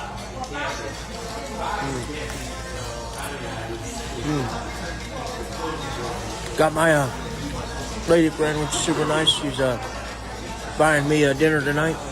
Oh, the lady friend bought him dinner. I guess all the fans were like, nah, fuck this. Thank you, sweetie. Thank you. Seriously, she's a sweetheart, for real. I'm glad I ran. Tony just like goes home. I'm hungry. I got some new shoes, but I'm hungry. And no one gave me food. I was like, all right, we'll go get some chips and salsa down at the restaurant. Into this lady. Her name's Lisa. She's a sweetheart. Thank you. How's it doing, well? How you doing, Wells? 10,000 candles. I don't know if I could light 10,000 anything. That'd be really bright. I think I should think of something. Out there at the Auburn I don't think I'm gonna hit 10,000 for a while though. Custody Blanca. I give it like one more month, maybe even more than that. It seems like I don't know if there's any more people interested in Brooke. It's kind of like plateaued. So unless I like find some other nut to add into this assortment of nuts, we might be stuck at, I was stuck at like 6,000 for a while. I got stuck at 2,000 for a while. It just happens. We'll be stuck at 9,000 for a while, I think. Over here by the Chili's right across here. Really good restaurant, really good Mexican food, really good. Eating some chips. I think we're good.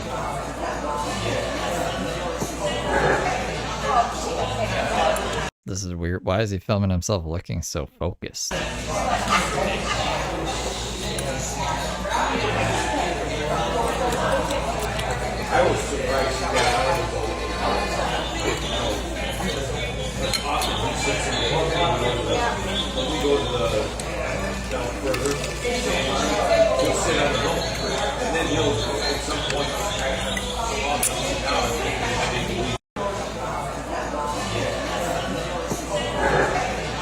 Ladies man here, a worker.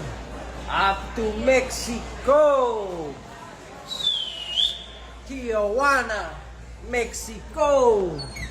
Adios, amigos. Vacation. Woo! Work. Ladies man here, a worker. Up to Mexico. I really like this one. We can listen to it. I have to blur something, which means we're going to lose live chat anyway, so I'll probably just edit this out and post, but we can listen to Scrubs. You can listen to Scrubs. A scrub is a guy that thinks he's fly and is also known as a buster. Always talking about what he wants and just sits on his broke. So, no, I don't want your number, no. I don't want to give you mine, and no, I don't want to meet you nowhere, no. Don't want any of your time, and no, I don't want no scrub. A scrub is a guy that can't get no love from me. Hanging on the passenger side of his best friend's ride, trying to holler at me. I don't want no scrub. A scrub is a guy that can't get no love from me. Hanging on the passenger side of his best friend's ride, trying to holler at me. Checking me, but his game is kinda weak, and I know that he cannot approach me. Fucking Brittany, the district attorney down there. I think this is the... Oh, is it? Maybe it's not the pinned one. That's the pinned one. There we go. So that's it. Let's see if there's anything in his stories. He's been really slacking on his stories. See? Nothing. Movie tonight? The fuck is this movie? That's the ladies' man. That's the ladies' man. Tony. Tony. What a crazy guy. Alright. So, last person on the docket here. We got Daisy. Daisy. This is like a really short clip, but there's a whole bunch of furries breakdancing. And Daisy skated by it. And this person, I'm sure, what is this? Shacked. I'll put Shacked's channel in the just in the chat here. But they tagged Daisy, so that's how I found this one.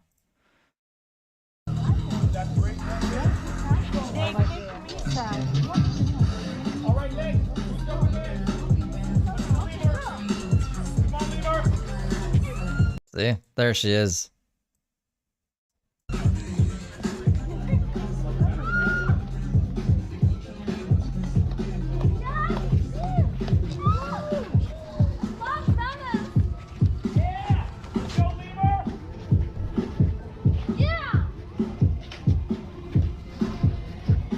And that's literally all that's all of Daisy. The video's 10 minutes and it's the first thing that pops up when you search Daisy on YouTube right now. I don't know why. But that was from 4 days ago. She was in Venice. I guess like we knew she was in Venice. She went on that crazy trip with Gary to see her fucking kids or try to see her kids and she wasn't supposed to. Oh, that crazy Daisy. Anyways, this is a stream. This is like a 30-minute stream that I saw. It looked kind of interesting. It might be too unbearable to watch. I don't know. We'll try. We'll try to see if we can get through it. If not, then we can check in on Copes, I guess, and then wrap it up.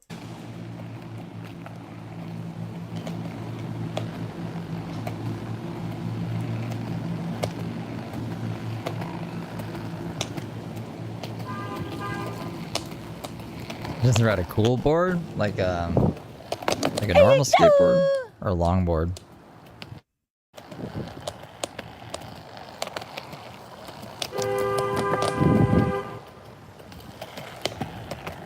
I don't feel bad for Tony. Tony punched both. Tony had has a biological mom still. She's still alive. And had a foster mom. She died, but he punched both of them in the face. He's fought like literally every family member who tries to help him. He is probably a PDF file. Like it's like leaning more and more that way every day with his views on the age of consent and all these fucking run-ins. There's actually oh my god. There was a comment. Hold on. They probably deleted it. I usually don't reply to comments, but this one I did. I'll just read you what I replied with. If I can find it. Here.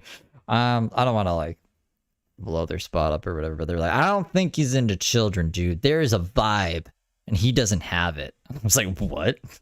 Oh, there's a vibe now? Oh, okay, yeah, there's just a vibe. Like, we're going off of fuck of it. So I replied about, like, bro, what? We're basing things off of vibes and not facts now.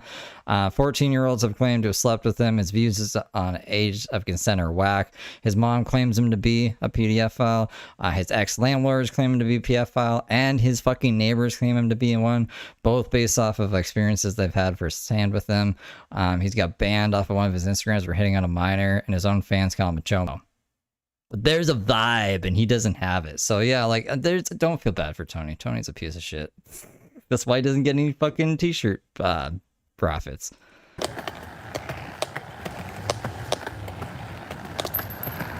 What's up, brother? How you doing, sister? Good to see you, brother. Good to be seen. Here to do God's work. Absolutely. Good to bro. witness you. Let's do it.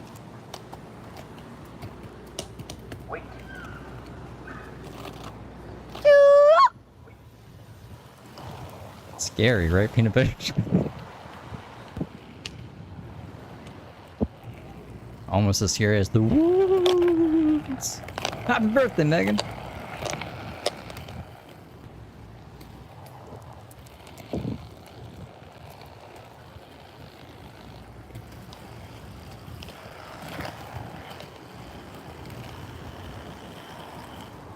Alright, I guess we can skip ahead a bit.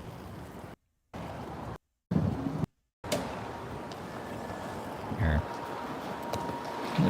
What?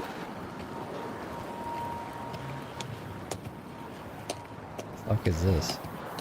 There's no transcript, but there's some fucking blurb. Choices for families. Explore simpler and safer experiences for kids. What? She marked this video for preteens? I don't even know you could do that.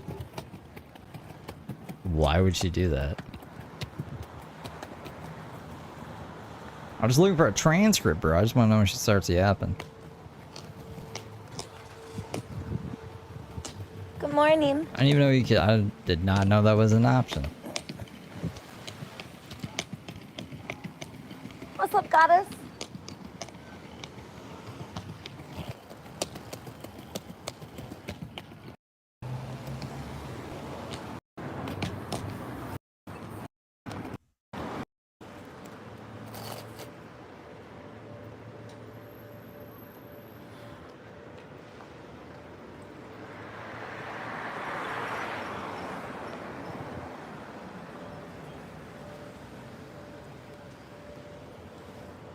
She's being weird. Why isn't she yelling in her megaphone? Why is she being like Katie Kidman, but without the...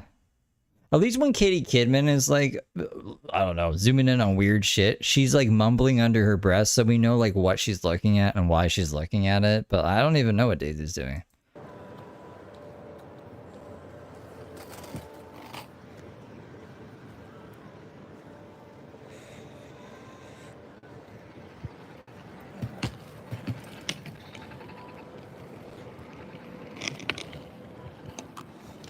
I guess just waiting to cross this, right? And toes go out.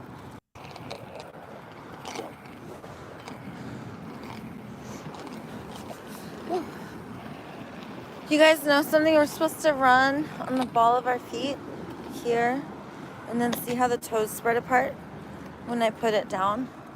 See? So the bone in my feet go boom and toes go out. Toes supposed to be spread out. As far as I'm concerned. Shoes are foot prisons. Oh, cute.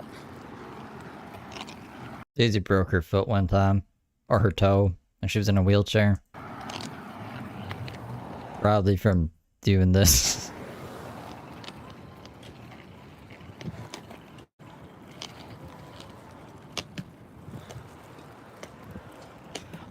She is... Where's all the women? Not homeless anymore.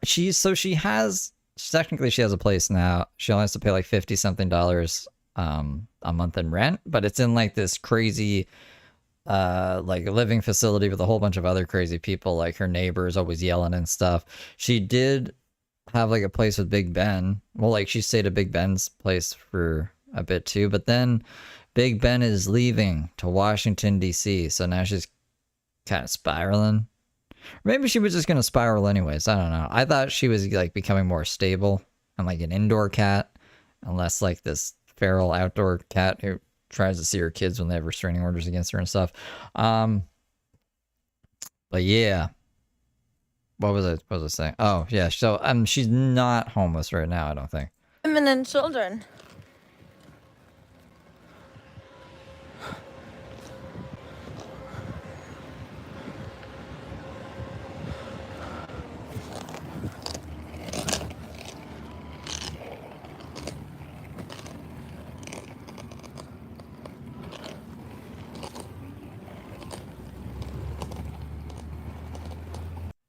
They tend to go after the women and children.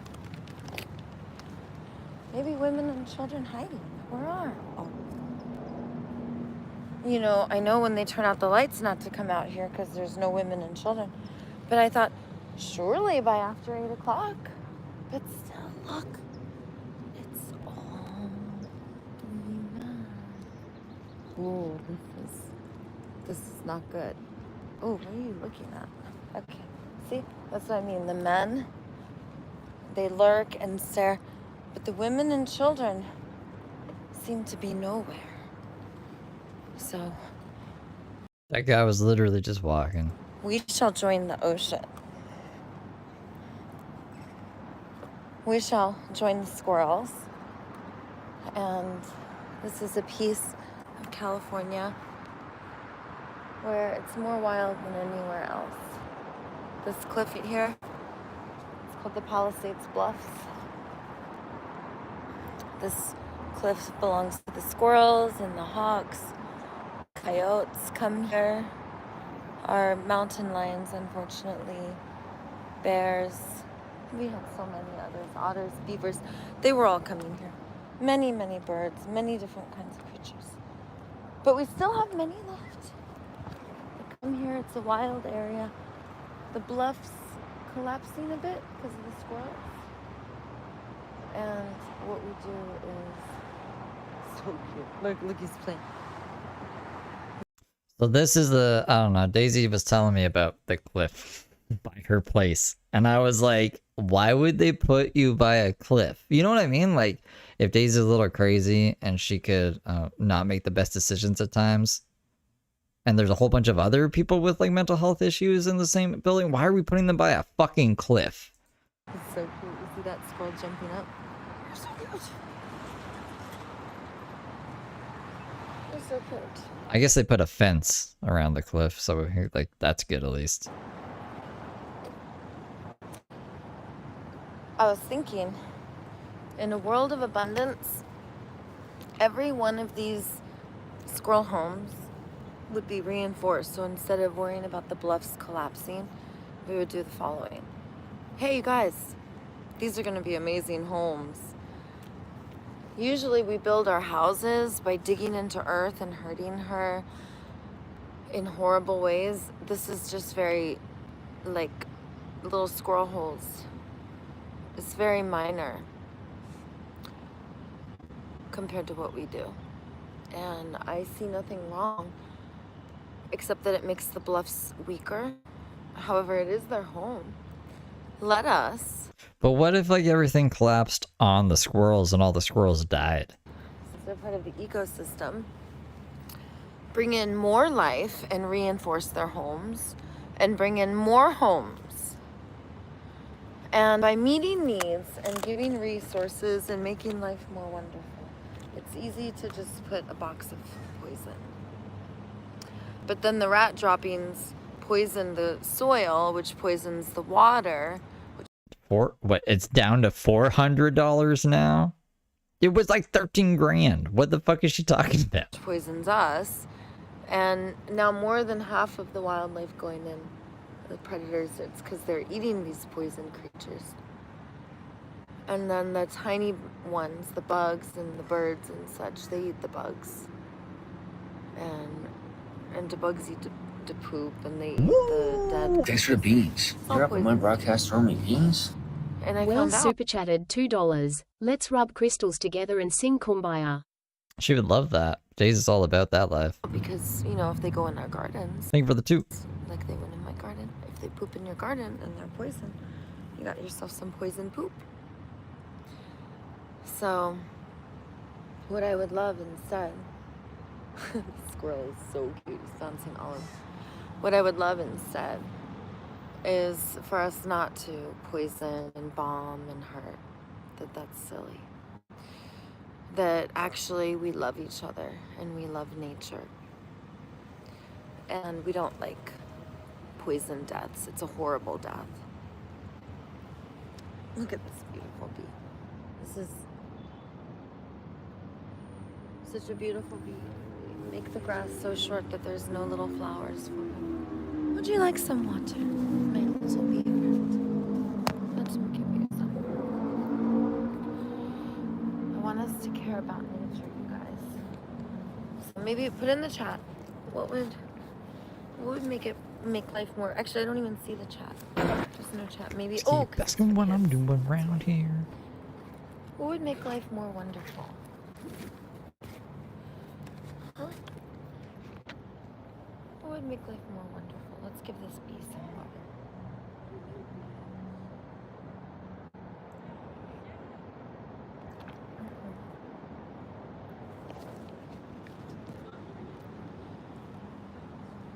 Okay. This bee. There. Drink that. This water. Thanks for the beans. You're up on my broadcast for me beans? What is Well she super chatted $2. She's legit gonna baptize us in brown water. I don't know what she's doing. She's giving like little caps of water to the earth, or is that supposed to be for the squirrels? I was looking away for a second. Someone else was saying that there's like a Santa Monica close-up video with Daisy in it from recently, but I can't find it. I don't know what she thinks that's gonna do. Nothing. It's to give to a bee. Oh, okay. Well, that's kind of cute. Oh, that thing? I think I can see it. She gotta stop wiggling. There it is. Okay. Just drowning it.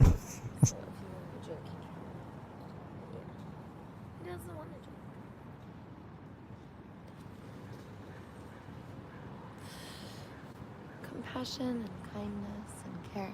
Hello, are you looking for food?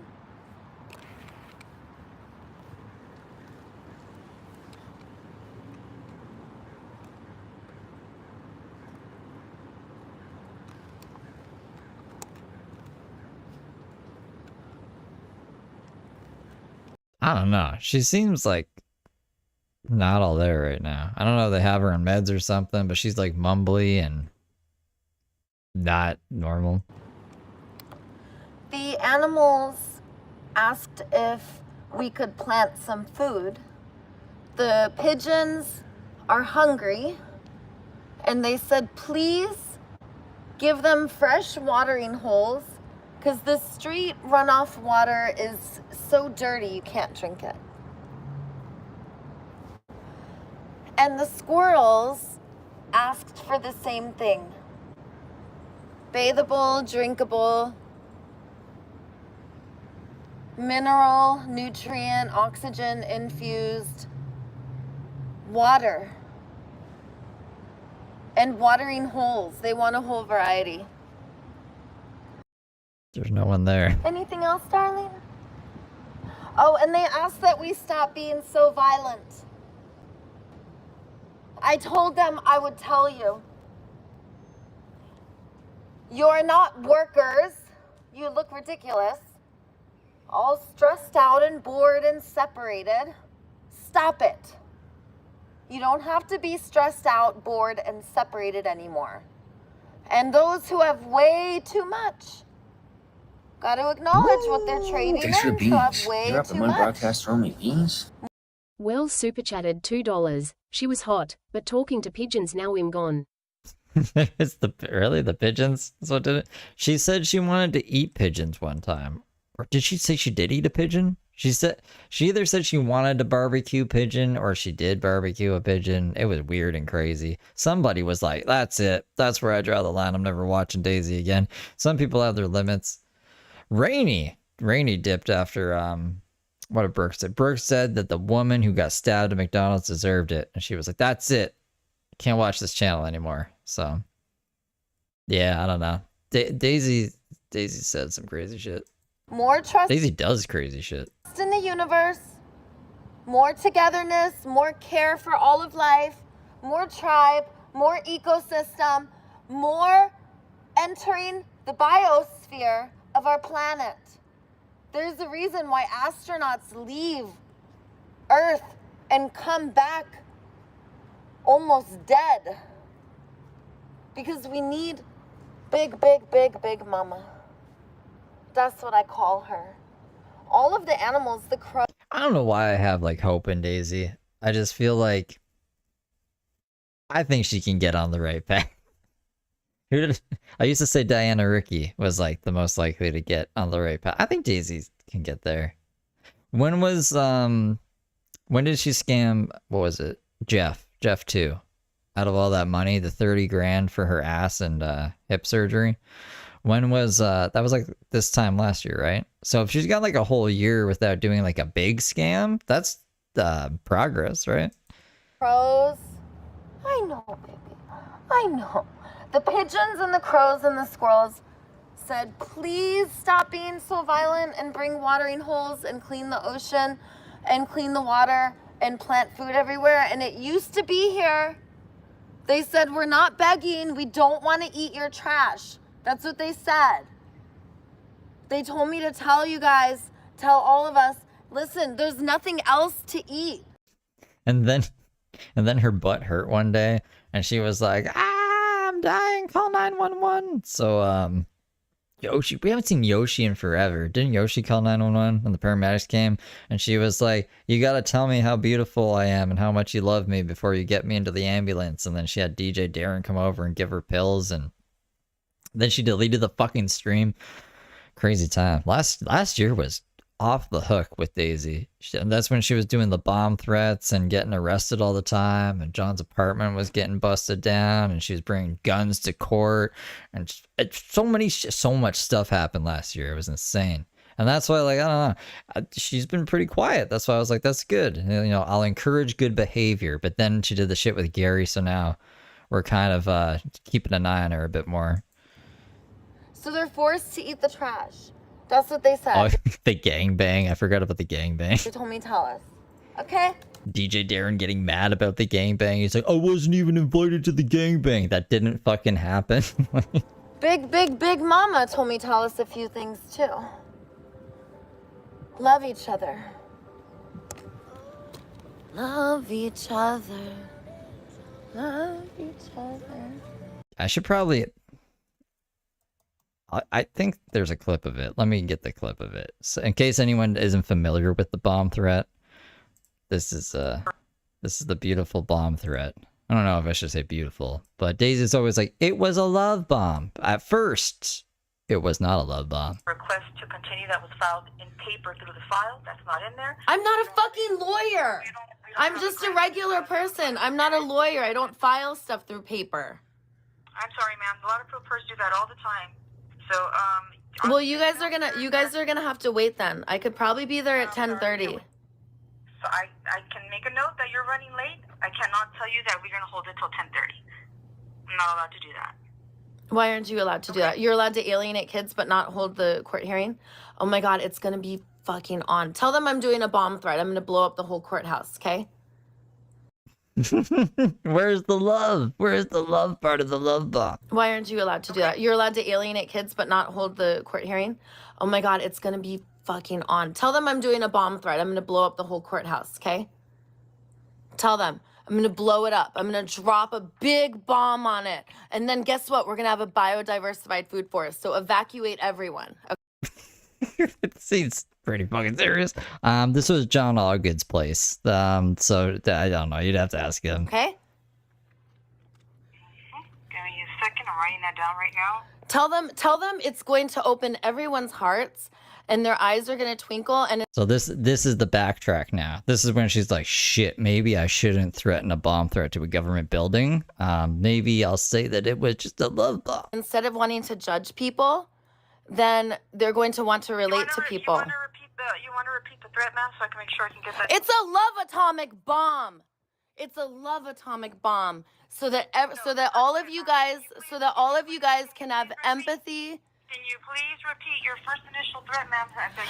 Oh yes, I'm going to drop a love atomic bomb, and the love atomic bomb. So much. We'll see you later. Thank Yeah, so see you later. Thanks. And they hung up on her. This is when Daisy had court for her kids, and she was late because she doesn't know how to plan. Her Bruce couldn't pick her up in time or some shit. I don't know. But that's, yeah, she did the bomb threat. I think it was, what, like less than a week later, police, like, burst in while they were sleeping. Her and John were sleeping at his place, and they arrested her. And then John did this whole story. He was like, guys, Daisy's in jail. I need $2,000. Dude, so I'm telling you, last year was crazy with the Daisy shit. It's time to love each other. What is your meaning and purpose? You are here to create incredible positive change. What is it that you are here to? And then whenever Daisy came out of jail, she'd always have jail tips. She's like, you want to make friends with the pregnant women because they get better water, and then you can steal their water. And we're like, that doesn't sound good. Don't do that. Don't steal pregnant women's water in jail. What's the incredible positive change? It is something magnificent that you are meant to do for the world. Your meaning and purpose, a combination of your gifts and talents, and your trauma. It's the incredible positive change you're here to do. It's what inspires you. Stretch with me, my doodles. Stretch your toes, get into yoga poses, and then find other humans to bend and stretch with and crawl around with. I found some women. Thank goodness. The women and children are starting to come out. Let's acknowledge that we can create a more fun, beautiful world. There's a few architects of reality who control the world. They control where you and I live. They own everything, and they're not here. And we know that you cannot own Earth. That America was created with the Senate, who are not elected but appointed, because they are meant to protect the interests and be sympathetic to the property owners. And we do not want this, because this hurts us. And those who came here were pillaging. They were pillaging America. And it was not in freedom and love and togetherness that they created America. It was in the service of pillaging. And if you create governments and systems of pillaging, you get like these lone wolves everywhere. Women and children too scared to come out. And then everyone gets enslaved and has to work, and it's no good. It's so easy. It's so easy. It'll be so quick. It won't take any time at all to heal.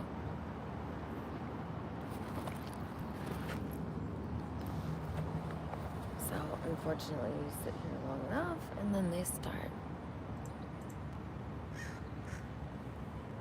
What is it, babies? Crows and the pigeons. I think, like, I don't know. Daisy wants to do things her own way too, which is like, I don't know. The things that she wants aren't gonna happen. The world isn't gonna just stop the free market or economy or whatever and go free all the animals from the zoo. That was a fucking project of hers for a while. She wanted to get a whole bunch of people together so they could break out all the animals from the zoo, and that. I was like, that's when she's gonna get arrested for sure. Like, and not get out of jail, when she releases all the fucking animals from the zoo. She had a thing going with the, who is it? I wanted to say that the corporal, not the who's the chief of police? I don't know. She retired though, and then this new guy isn't as fun. What was my point to this? I forget. Are like, could you tell them again, please? I know. Oh, because of this comment, she seems too bright to not be able to pull it together. It's just like, that's why I was impressed that she actually is in the, I don't know what you would call it, the place that I thought she would never go to. Like, I thought she would just jump from guy to guy, like just stay at this guy's place, stay at that guy's place.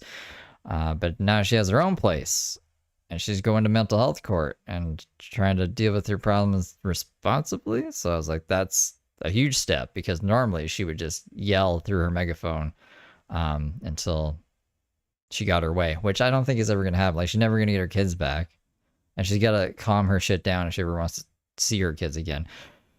But I don't know. The more you watch her, the more you'll see what I mean, I guess. Oh, I told them.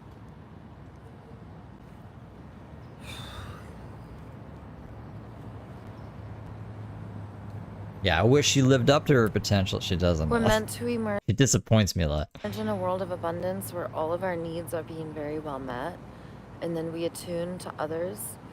Let us meet the needs of the whole planet. Right now, our information and technology is being hoarded and used for weapons. We don't want this. We want to liberate the planet.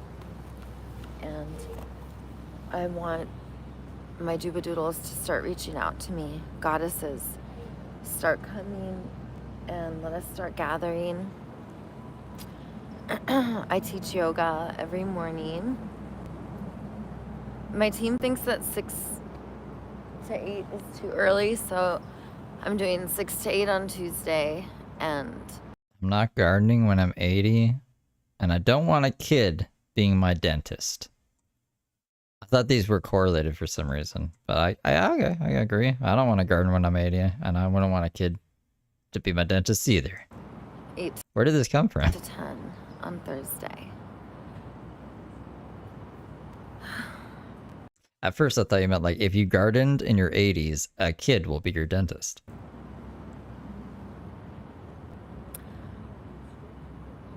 I wrote the 5 steps of global liberation because I believe that we can all be free.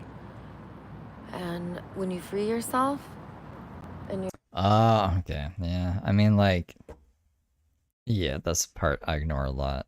You wanted fucking Billy to be a ninja dentist or whatever. you're sort of like the It's always dentists. Yeah, you're right. Yeah, I forgot about that. Fucking dentistry. only one that's free, it's kind of lonely, so you gotta go free others. It's kind of like the Matrix, like I got out of this and here, we're gonna point the camera this way.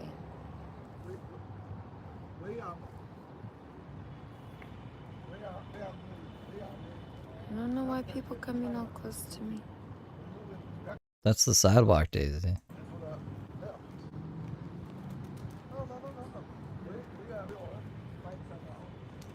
Alright. See, when you're alone, it's stressful. So if you're sitting alone and someone walks by and you get all like, then that's normal. Even if it's just 2 of you. We're meant to be in pods. And that's why we get Where's Mary today? separated. And when you're in school and you love someone and you're really close to someone, you will feel more powerful. Because your 2 biofields will come together and become one. And when that happens with many, you get really powerful. So I'm calling my tribe. Come to me. Come to me. Come to Daisy. Come to Ocean Avenue goddesses, women and children, not men. No men. Only women and children. And I want you to come Tuesday between 6 and 8 a.m. to Arizona and Ocean.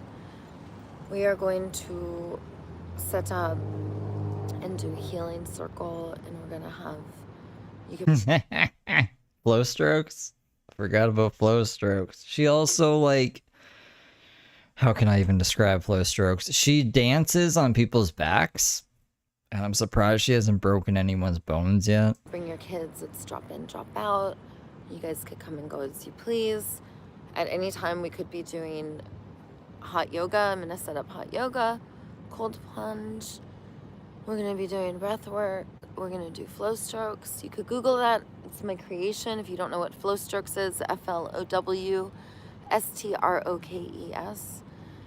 When you do heated yoga and stretch each other and massage each other and then go in a cold plunge, it's so healing.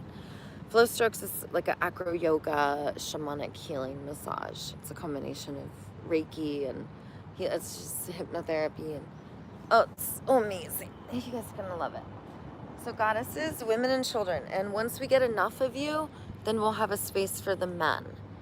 And women and children heal together, and the men heal together.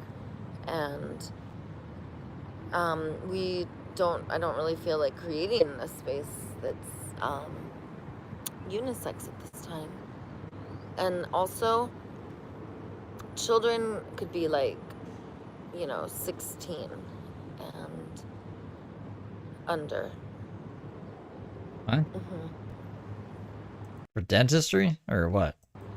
I don't know, 16-year-old boy, let me think. Let's say 12-year-old boy. What? Yeah, 12-year-old. 13-year-old boy can go to the men's side. I think so. But we'll just decide case by case. It's not like we're all every age. In order to create a space where everyone can heal, because there's many women who will not want males around, and I'm one of them. Unfortunately, I had to question the touch of every man since I was a baby. And there's many little... She hangs out with a guy like every day. Who, like, I don't know his name. I haven't really like looked in on him. He doesn't seem that interesting. But like, what are you talking about? Girls who were molested and violated and had things happen to them. Mental, physical, verbal, any type of... Yeah, the He Hive. She's upset because Big Ben is leaving, right? And she goes through like a phase like this every time. Like when John Auga broke up with her, she went through like this kind of phase too. She's like, I'll never text a man ever again. Blah. You know what I mean? It's like, okay, that's bullshit. But okay, like I'm a man. Like she fucking texted me. So like, I don't know. She's just going through a mood thing. This would be different by next week when she finds another guy. Hey, she already has, like this other guy. I don't know who this guy is. He has like blonde hair and stuff. Non-enhancing treatment is going to traumatize if we are not received with warm regard, positive reframing, reassurance, and then action and living amends that it doesn't happen again. These are needed, otherwise we get trauma, and that totally makes sense. So it's time to heal. Please come and see me.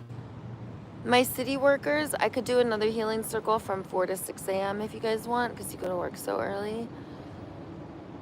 I was told not to do it that early by my team. So if you guys want me to do a circle, if we get enough people, but I doubt we're gonna have that enough women and children.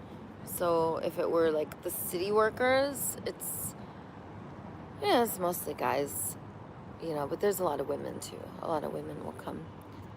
And because I have connection, I call them the homies. And the homies, that's like the tribe. Those are the men who've built trust.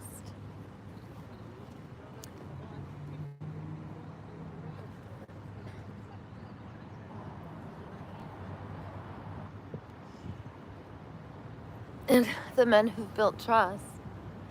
Yeah. What's up, superheroes? It's also like, this is a weird stream because Daisy's a lot quieter than usual. The audio didn't even peak when she pulled out the megaphone. She's mumbly.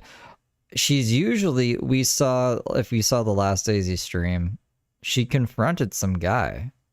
She confronted 2 guys fighting and was like, yo, you don't do that.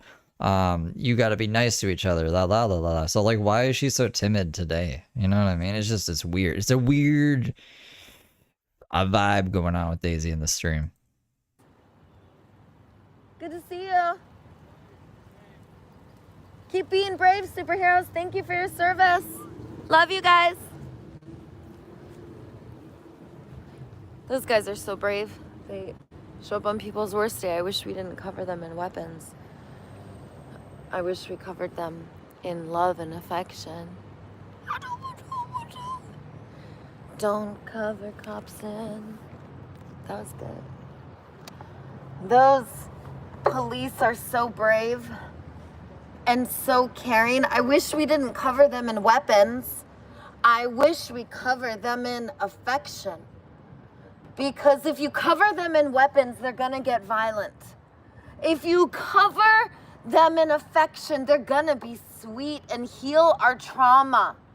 So everyone, gather. All the love crusaders and Care Bears, get ready. It's gonna be a revolution. We will start by chasing and then... This is like the 3rd megaphone. They've upgraded over time. She used to have this, just like this little one, this little, I don't know, it was like white and red. And then one, oh my God. So she'll do this too. They clean up the beach at night, right? Because that would be the best time to clean up a beach is when no one's at the beach. And Daisy is convinced, even though they put up flyers everywhere saying like, this is when the beach cleanup is going to be for this part of the beach. So don't sleep on this fucking part of the beach tonight. She's like, oh, they're only doing this to wake up the homeless. So then she'll get her megaphone out and start yelling and wake up like the whole neighborhood.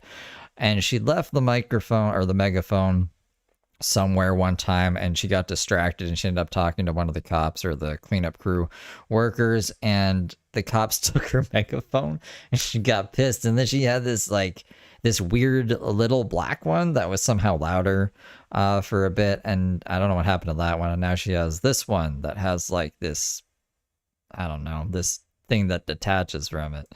Tickle torturing all of the enforcers until their weapons dissolve. That's how powerful our love is.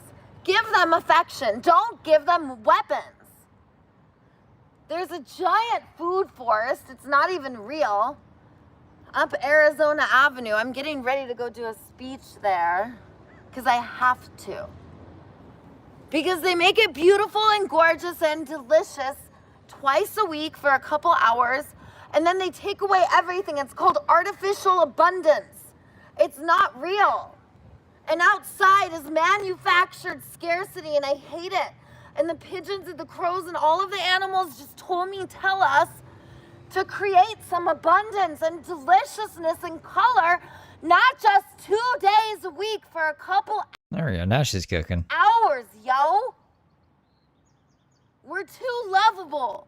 The birds are chirping, the animals are dancing, they're all saying the same thing. Bong doesn't rip itself, yo. Humans, we're way too lovable. And stop being so violent. Yuppies, imagine if you stopped being a part of the machine that's destroying us. Our universal needs are not for sale. You are not a worker. You are a superhero meant to emerge in a world of abundance where all of your needs are met in lavish abundance, togetherness, and love and joy, giving from your own sense of willingness and capacity. That's what's up. You're not a worker. Don't See, I'd like to see Johnny be like, well, I'm not a worker. I'm working. I'm a worker. sell out. Don't be for sale. It is the time of the gathering of the tribes. Do God's work. The second. See, I guess, like, anyone who might think she's being, like, authentic in what she's saying should probably know, too, that she'll, like, go against market economy and all these other things, but then also, like, buy Starbucks every day and shop at Sephora and, like, use market economy and other people's money to get stuff. So when she's like, I don't touch money, she kind of does, and she does participate in market economy. She just, like, does this spiel, I guess, when she feels like it. I guess I would have more respect for her if she actually, like, stopped buying Starbucks, maybe started, like, growing some fucking coffee beans or something if she really wants caffeine that bad.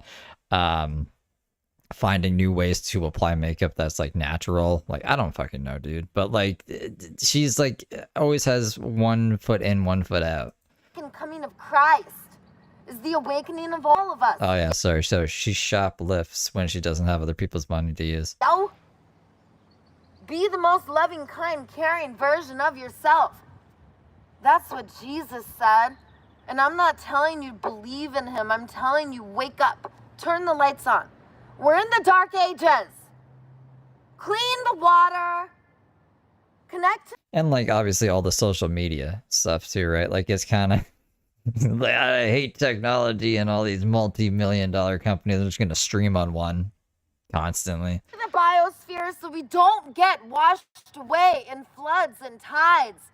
Because when we are connected to the biosphere, we know big mama when she's about to do something.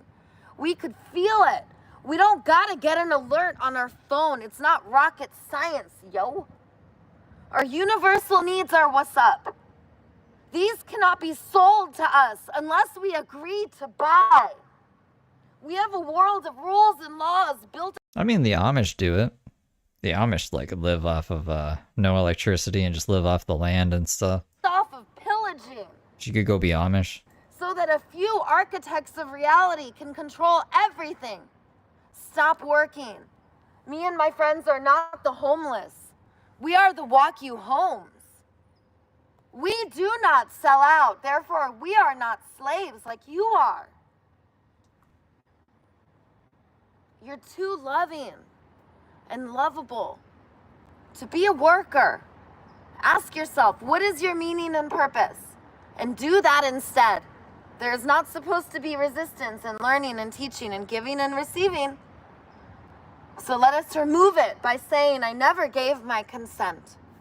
And create a new world, a high-tech heaven on earth that ends all wars and connects us back to earth.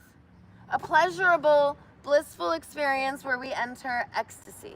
I can't wait for us to compost and not poop and pee in water and put it in dirt because everything is a gift. We don't want to, like, throw away poop and plant waste. Like, all of it is a gift. We have to give it back. Give the gifts. Don't sell ourselves. I'm so glad I found out. I'm so happy I'm free. But now I'm alone because all of you guys are selling out. And then the other homeless people, they're kind of traumatized, you guys. So I feel really alone. So please awaken immediately. I'm Daisy the Venice Healer. Think about how lovable you are. I'm going to remind you and make sure you've been doing it by checking everyone's twinkle in their eyes. Aduba Scoobs. I want the sparkles to arrange themselves like hearts. That's how I know you're thinking about how lovable you are, because you have hearts in your eyes. Blink, blink, Oops. blink. Like that. Okay, let's do some stretch. Stretching time. Stretch. Alright, we don't need to see stretching. Should do anything else? What's this? You guys, that's the second time I... She's doing Brooke Look what I shit gotta now. This deal guy's like, he's walking on the sidewalk. Look at this.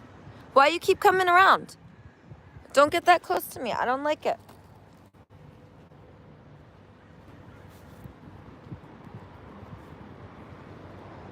Why is this guy circling around again and again? You guys, that's the second time I filmed him, but he's been circling around. So if you know someone...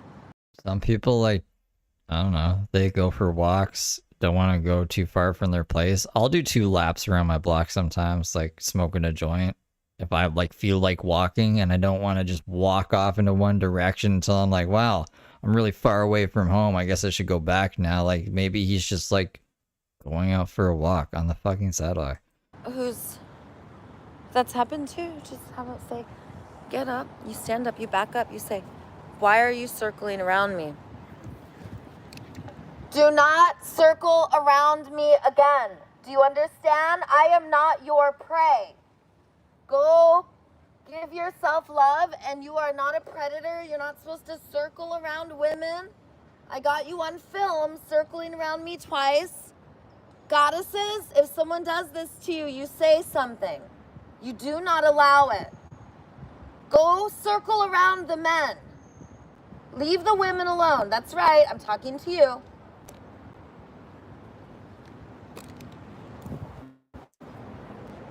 This is why, just avoid all people at all costs.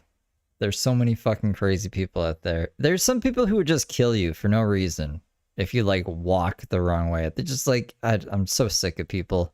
I don't need to deal with any of this shit. That's why, like I said, just stay away from all people at all times. We don't have to deal with this. No, we do not allow predator, and that's how you stop it. You call it out. You do not allow it. If someone's bullying, then you say, oh, no, you do not bully. If you see someone trying to creepy crawl, you say, oh, no, you do not creepy crawl. No. No creepy crawling, no bully. Someone being mean, someone hurting, someone hitting. You say, no, you do not hit. That's the most loving thing. And then you say immediately afterwards, we hug. We talk about what we feel we want. We do not creepy crawl. We go to the men. We do not go to the women and children. You know, we just tell them what to do. That's what we do. Just like give them what you want. And then they know.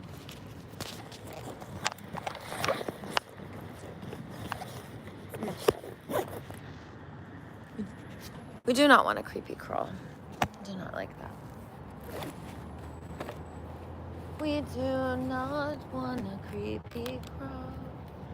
No. Okay, you guys, please think about how lovable you are. All right, goodbye. I love and release you. So that's what's going on in Daisy World. I was hoping she would be doing some more crazy stuff like the Gary stuff. But maybe not. Maybe not. Oh, this live's only 2 minutes long. I mean, like, we could see this was the last live she did today.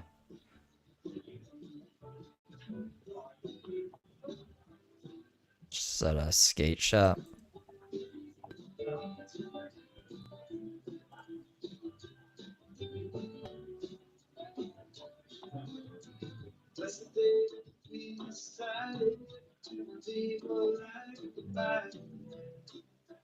Finally shake that feeling. This thing that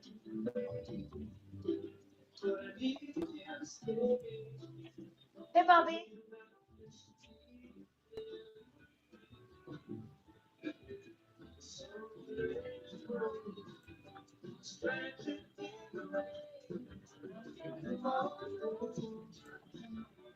I don't think anything happens here. This one is titled Daisy Solves Stolen Van. The most lovable super doodle. That's you.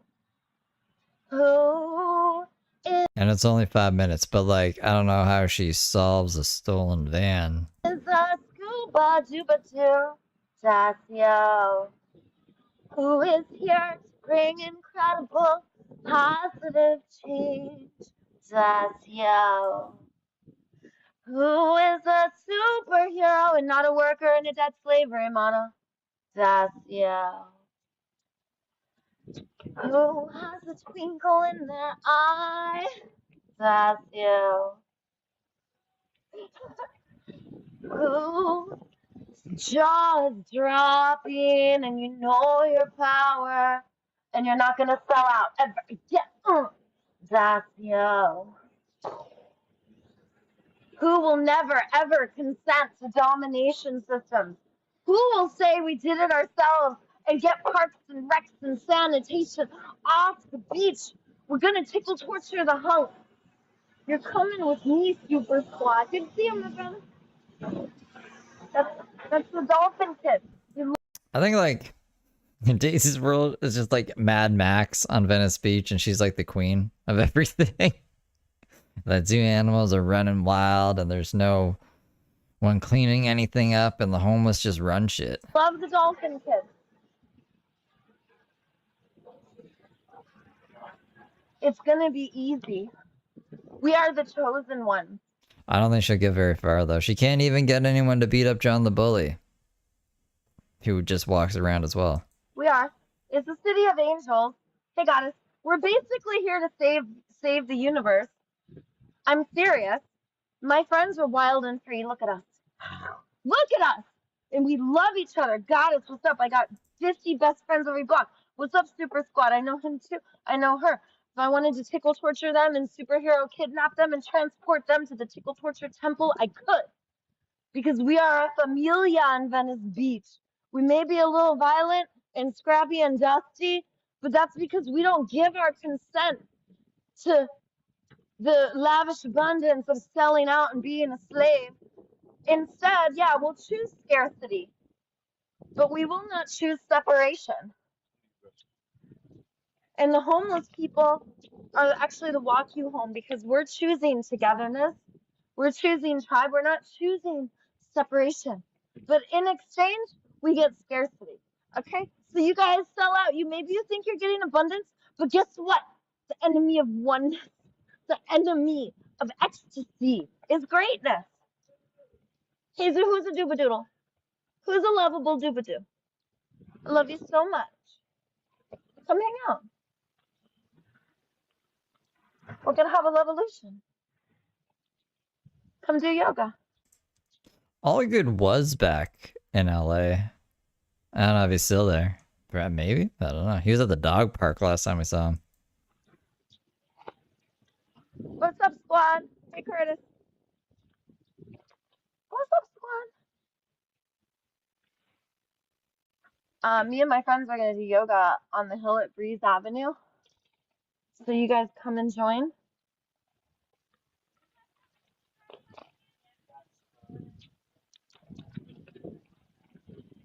Your van got stolen? Like, one of the kids over there wanted to come with us to work. And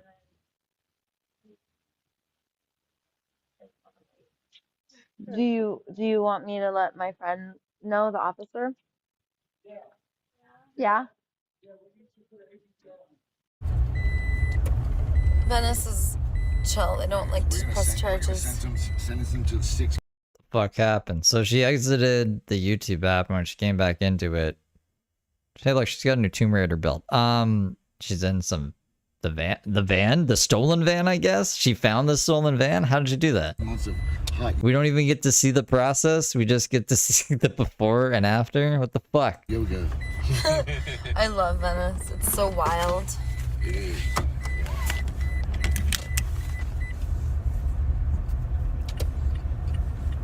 People come here to heal. All right, we got your stuff. So you could go ahead and show them the videos. All right, my brother, you should. I'm gonna move that trash can so you can park. I'll move that trash can.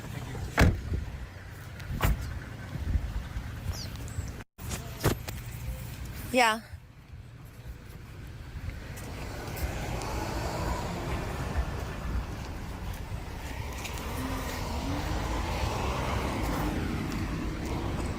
Hey!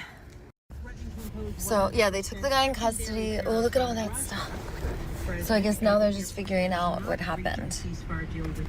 And then Curtis has got to show them the video where they're taking his stuff out of the van.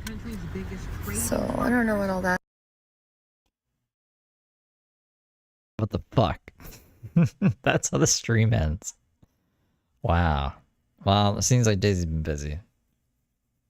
Fucking craziness. Should we even try Cobes? I have Cobes still pulled up. Because I know you guys were like, we're gonna cover Cobes because Ozzy's dead. Ozzy's dead. Rest in peace, Ozzy. But it's an hour long. Maybe Boglip Chronicles did it while we were streaming. Do you think? Do you think? No, he didn't. But wait a minute. This is the hip bag. The Tomb Raider belt, right? Who would have even stolen that?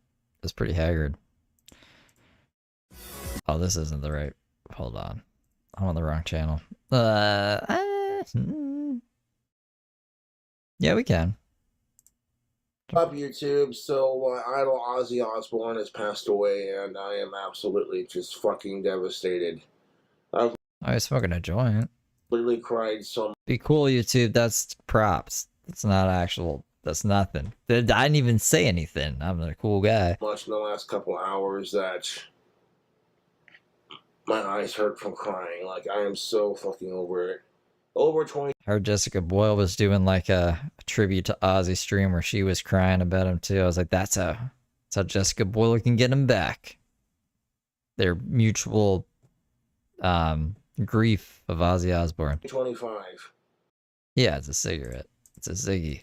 I had to roll me a cigarette with these juicy J's. Oh, it literally is a cigarette. He's just using fucking rolling papers to roll. I forgot that he has like a whole bunch of tobacco. And some 4 Aces tobacco. Well, that's just disgusting.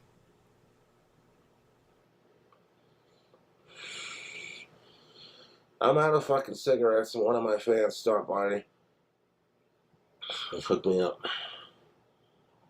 And another fan fucking stopped by and literally, another fan, I mean, fucking bought me a bottle of vodka. They DoorDashed it, so. Were fans just like showing up to Cobes to make sure he's alright because Ozzy was dead, and they're just like bringing him gifts? I got you some rolling papers. I got you some alcohol. Making sure you're okay. Keep your chin up, kid. What? Does that happen?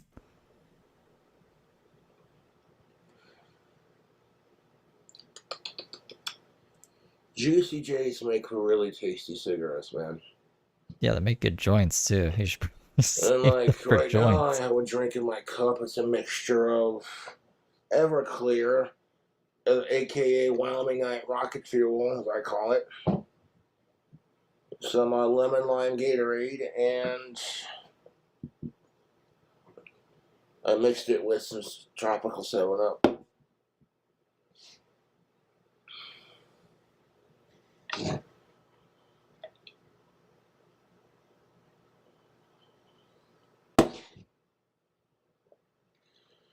Like, Ozzy Osbourne was one of the greatest musicians of all time. The world lost an awesome dude. You know what I really like about Ozzy Osbourne the most? How humble he is. He's dead. He was. He And he was stayed very humble humble. his entire life, for the most part. You know?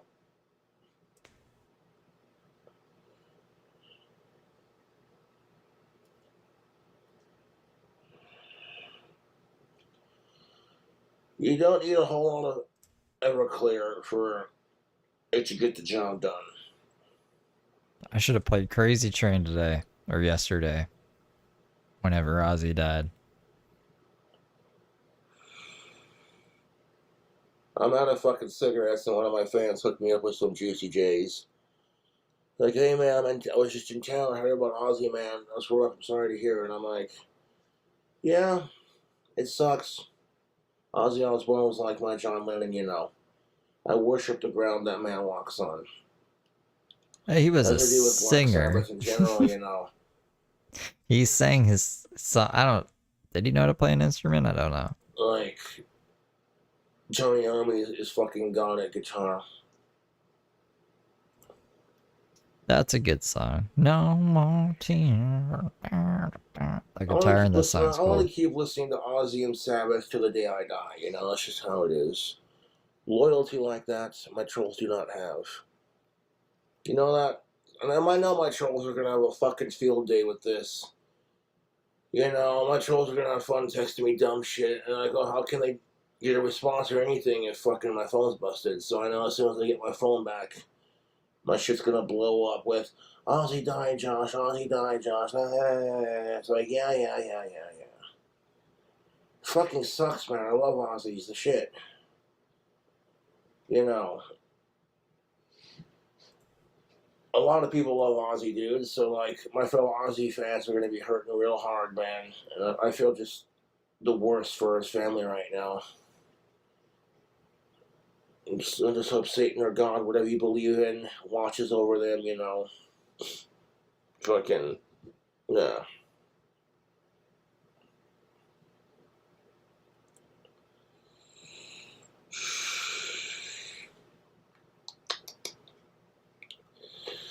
That's a grape flavored cigarette. Yummy. I mean, do not use Juicy J papers to make flavored cigarettes. No, don't do that at all.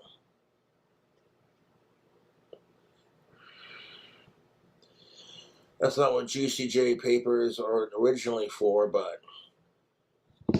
How many did you go through this? I think it was 3. I saw him break at least 3 phones this year. Probably more than that, to be honest. I know there was like... He broke 2 back-to-back one time. Yeah.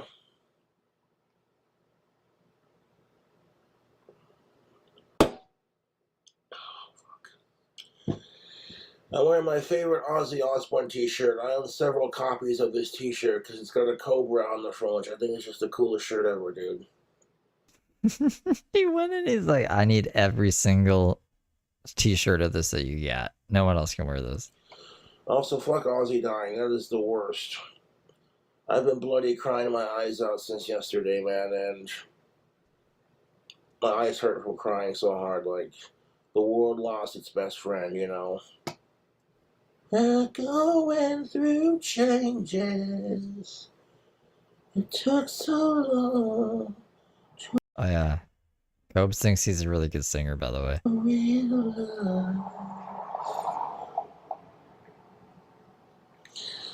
The only good thing that comes out of Ozzy passing is he's no longer in pain. You can tell the Parkinson's really fucked him up. Tell Lynn she's gotta calm the fuck down. That fucking asshole doctor who botched his surgeries on his spine. Fucking piece of shit.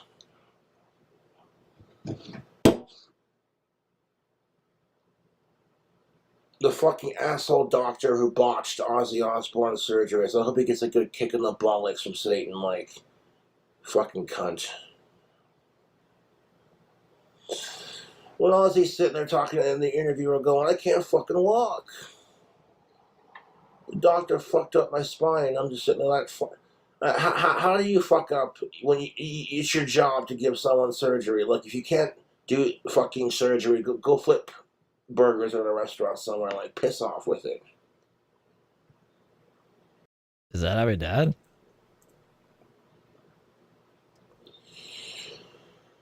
And you know, all my YouTube trolls have been texting me this crap for years. Like, oh, Ozzy's gonna die. And I'm like, we're all gonna fucking die. And you're wasting your short life trolling someone who has autism. Like, that's nice.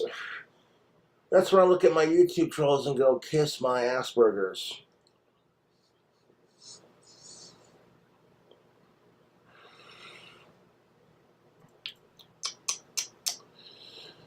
That cigarette ain't half bad.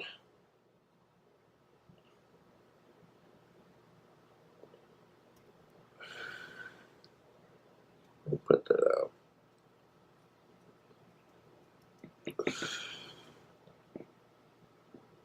Yeah, Michael Fox has Parkinson's. Fucking hate sickos more than I hate Ozzy Osbourne dying, to be honest with you.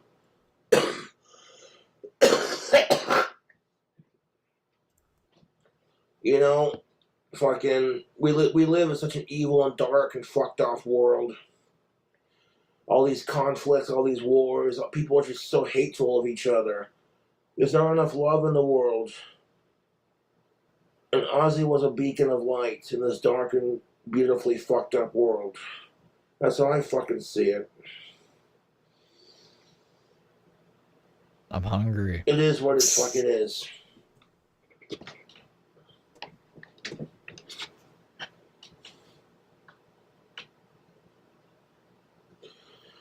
That's gonna make the tributes I put on my newest album bittersweet.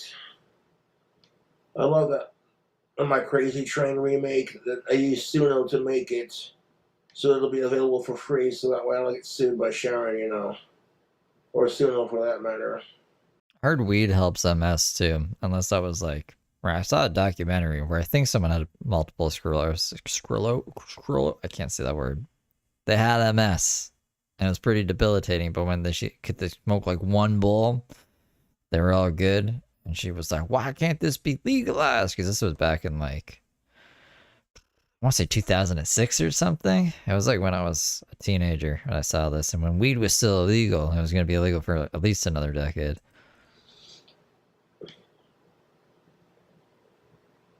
And I got that one song where it's like, long live Ozzy, king of screams. Hail King Cobra, midnight streams. With Danny, Filth, and Satan, we fight. Trolls we crush, eternal might. That bloody song I can play without getting copyrighted. Mad locomotives, ghostly whales, be there and glue. Although using Suno, it feels like I'm cheating a bit because I can't produce music that good.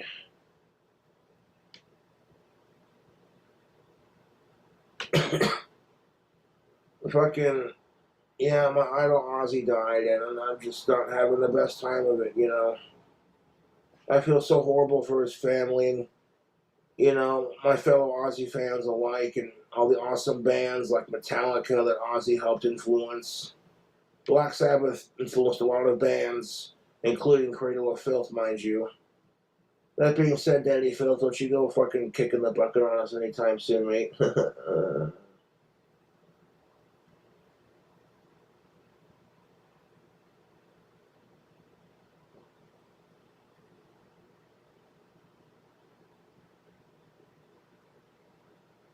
Am I gonna have to internet battle then? I feel like that would be really unfair. Like it would be like, I don't know, fighting an ant. So I don't want to do that. But like, she's got to lay off you guys. I don't know what the hell she's thinking. But God bless Ozzy Osbourne and his family. Watch over them and keep them in your prayers. And if you hate the Osbournes, they're not your cup of tea, well then piss off. If you know what it's like to lose someone you care about, it fucking sucks, dude. At the start of the fucking 2025 year, one of my friends committed suicide. Then Marty Music Biz fucking passed. Then my buddy Walt died. And then fucking Doc Holliday, a.k.a. Val Kilmer, passed. And I'm thinking to myself, okay, can we not have any more deaths, please? You know, people that I care about and shit. It's like, oh no, guess what? Your idol Ozzy Osbourne's gonna pass away. Well, fuck this. Fuck off, as Ozzy once famously said.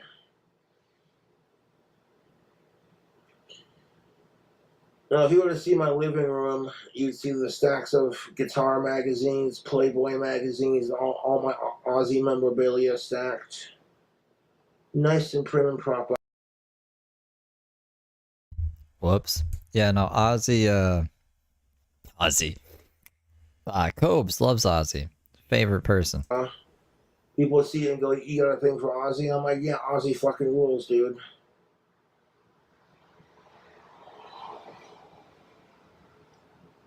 You know, I got my Ozzy Osbourne knuckles touched up before he died, though, so that's... Because when I first got him, at the time, my girlfriend did them for me, and then my trolls were making fun of her and bullying Summer, and Summer was just like, I can't handle dating a famous YouTube celebrity. Fuck off with it. And I didn't care if they were the best, but for me being the fourth person she tattooed, she did a really decent job. And knuckles are really hard to tattoo, to be honest with you. And I got my Ozzy knuckles touched up at Black Sunday. Literally, in my opinion, the best place in town to get a tattoo done. But I digress. Just a little side note, just in case you want that information. I'm trying to be upbeat and positive and like, But I'm just so fucking numb right now, dude. Why is life so bitterly miserable and fucked up? And why are people just so miserable to each other? Yeah, Cobes is, I guess he is, like, he's known. I don't know if celebrity would be the right word, but he's known on YouTube.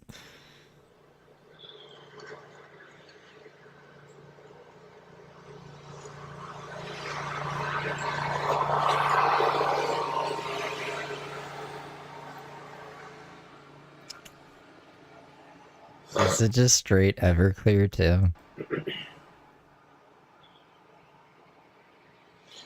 Yeah, my idol Ozzy passed away, and I'm really fucking sad. I'm not gonna lie. Like, I miss my buddy Walt, and then my idol fucking just kicks the bucket. I'm just like, fuck off with this shit.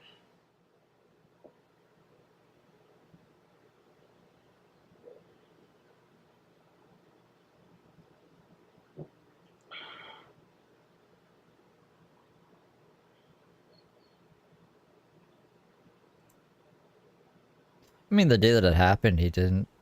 I think it was yesterday, right? He didn't do anything. Take care, I Shelly. didn't find out about Ozzy Osbourne's death until after yesterday when I made my bagel and lox recipe, you know. That was pretty tasty. And then my dad came over and told me the bad news. And I'm just... Holy shit.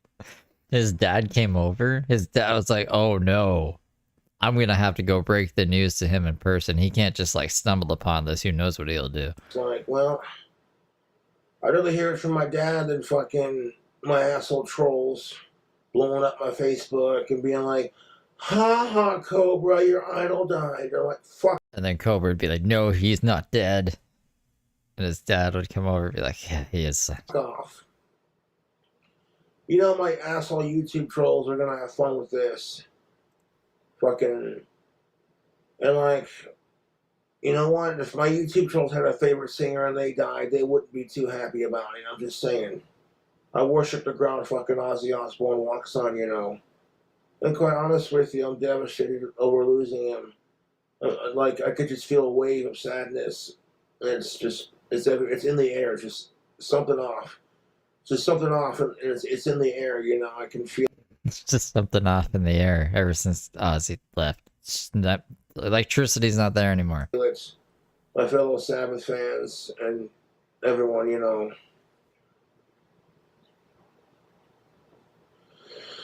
I don't know, I'm trying to tribute Ozzy Osbourne on a video, and I don't want it to be like cheesy, like, oh, he plays Mama, I'm Coming Home, you know, fucking. There's been a million people doing that, and like I don't want to get copyrighted on YouTube. We can take the copyright hit if it's the death of our idol. I take copyright hits for like Tony, bro. You can take a copyright hit for Ozzy. What does he mean? What the fuck? Just play an Ozzy song on the guitar. I don't think he knows how to play like songs on the guitar. I think he just plays like jazz, but for metal. I don't think he knows what he's playing.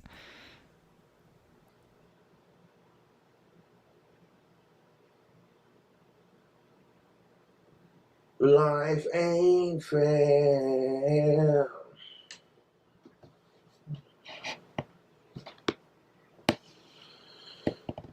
I'm just a dreamer. After all, there's only just the two of us.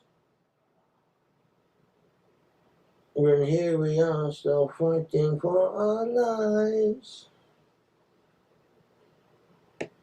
Time after time.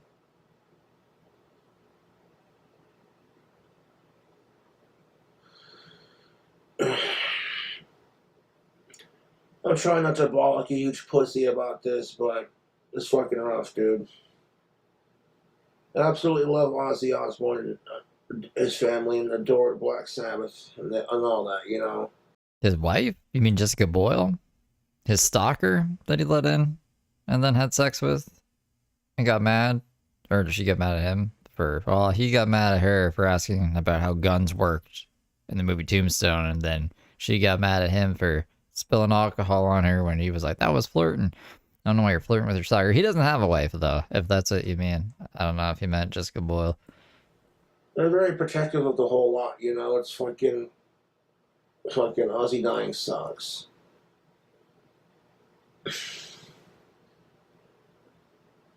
I feel so horrible for his family right now. Like, Jesus Christ. At what point, Kelly Osbourne had to respond to all the haters and go, he hasn't died yet. Could you please fucking quit saying this crap? We all love him dearly. He's the backbone to our family, you know, kind of thing. Now piss off with it. And then a couple days later, it's like, oh, wow.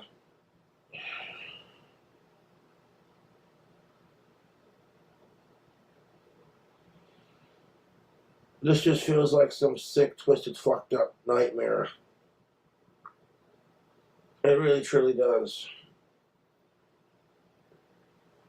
He was gonna die sometime, right?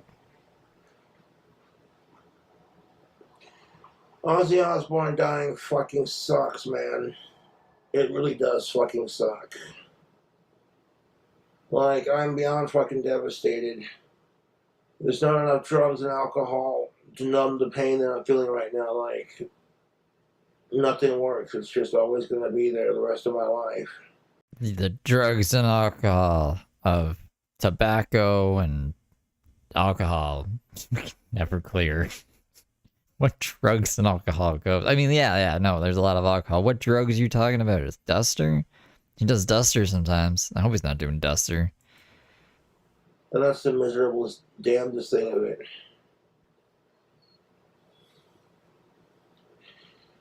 Hello, White. You know, hypocrite Doc, he just likes to sound like one. I think it might be the worst thing he's ever been through, Zigzag, because, you know, any other obstacle in his life, he's always fallen back to Ozzy, you know? He's like, you know, I may have lost my girlfriend. I may have lost my apartment.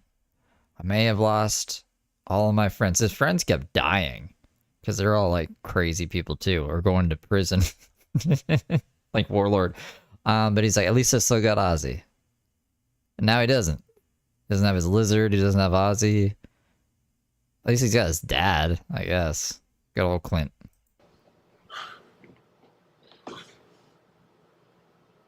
Maybe this will bring Cobes and Clint closer together.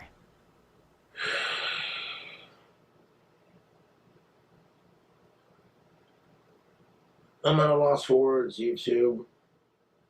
The world lost one of my heroes.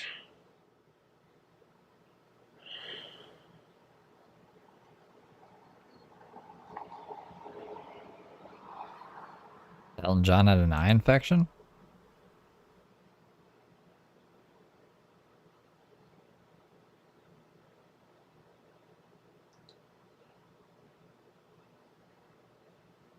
I fucking hate sickos more than I hate Ozzy dying. This is the absolute worst. My trolls are fucking miserable. They're gonna, like I said, fuck them if they do, you know. Like, oh, Josh's hero died. Oh, we better bully Josh for it. It's like, didn't we bully Josh for losing his buddy Aaron to suicide? Yep. Didn't we bully Josh for fucking losing his buddy Walt? Oh yeah, when my buddy Walt died. Walt died? How did I not know Walt died? Is Angie still around? My YouTube trolls had a field day with harassing me for it. At some point, I think to myself, you know what? My trolls need to get a life and a hobby.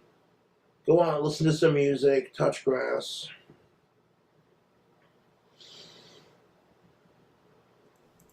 Yes, Angie's still alive. That's good. I mean, oh, that's. I mean, like Walt and Angie. And Walt had a wife named Angie, and they have a daughter named, I can't remember, but Coves is kind of obsessed with the daughter, and it's like he would go hang out with Walt and Angie, and the daughter would be like, "Why are you here?" And he's like, "I'm hanging out with your parents or my friends." But apparently Walt's dead now. But I'm glad you're not dead, Angie. Ugh. Even though I don't know if the other Angie's alive or not.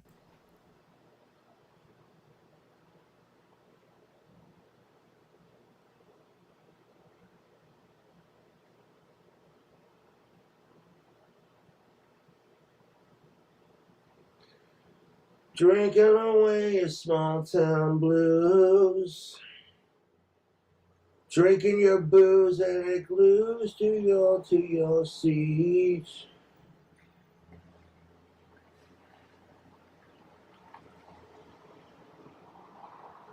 So legendary he was.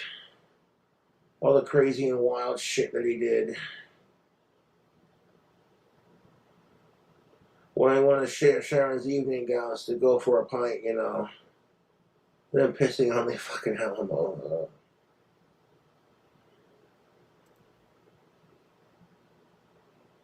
I don't know if we're going to be able to get through this video. I don't even know how he got through the rest of this video. There's 40 minutes left. Oh, fucking 40. I thought we were like way further in. Oh, he gets his guitar out. Okay. Let's see what that's about. Hold on.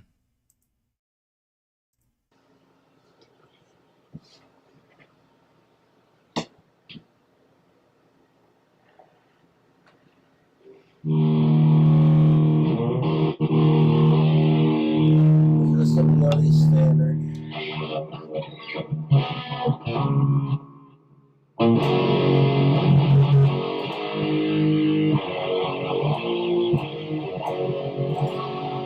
That's the spooky tuning, alright.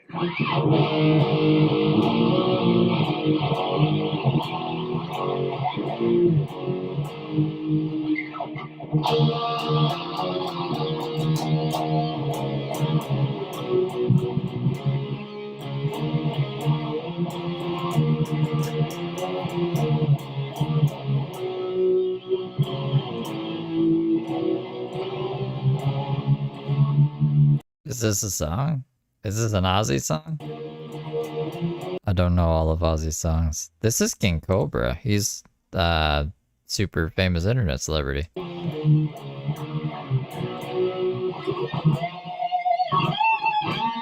See, this shit. This is the fucking shit I was talking about before.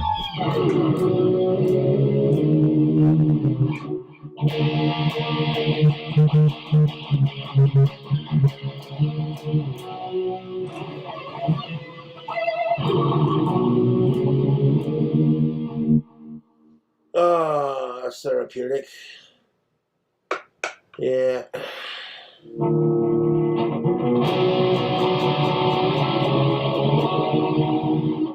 I like paranoid and spooky tuning.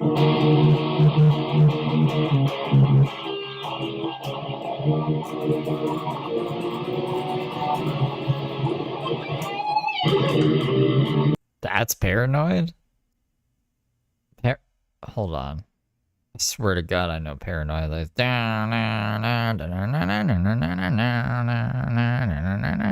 that's not Paranoid. Whatever he just fucking played.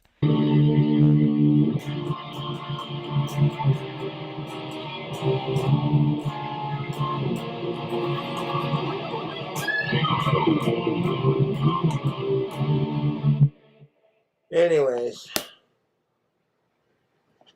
guitar.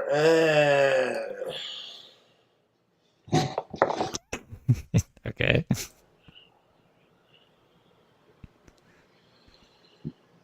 Okay, can you play Sabbath songs on its spooky tuning? Challenge accepted.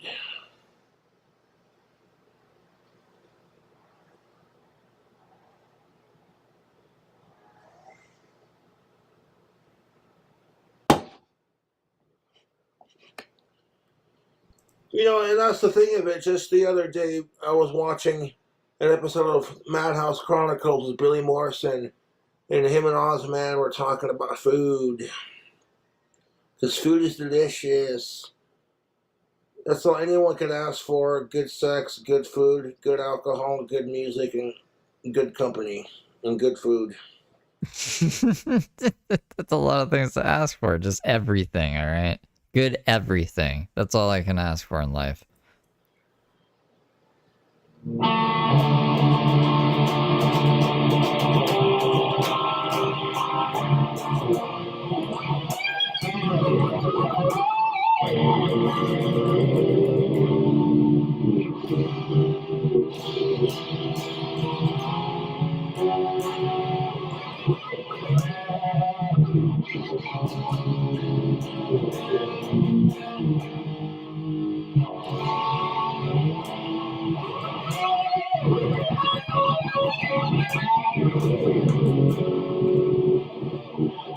Alright, well, enough of that.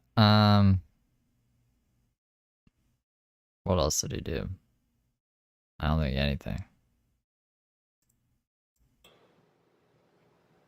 And then you could play Crazy on You by Heart and Crazy Train in the same tuning, you know, the standard down down down down down down down down. Yeah, I think it's supposed to be playing standard.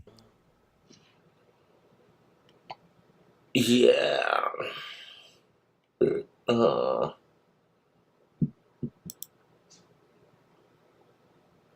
That's a nice picture. I want to share that on Facebook.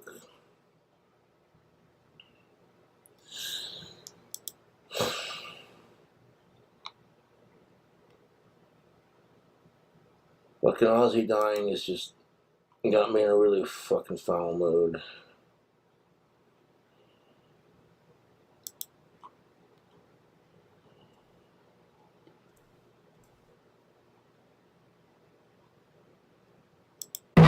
Fans flocking to Hollywood Boulevard to pay their respects to Ozzy Osbourne, his family announcing to the world that the heavy metal icon passed away at the age of 76. I'm gonna miss him. I'm really gonna miss I don't know. He can't believe it. him. He's a kind, gentle soul that everyone just enjoys being in the presence of. I grew up with This face, Victoria. This face right here. So that's different from his other moves. And he's like a little more salty, I guess.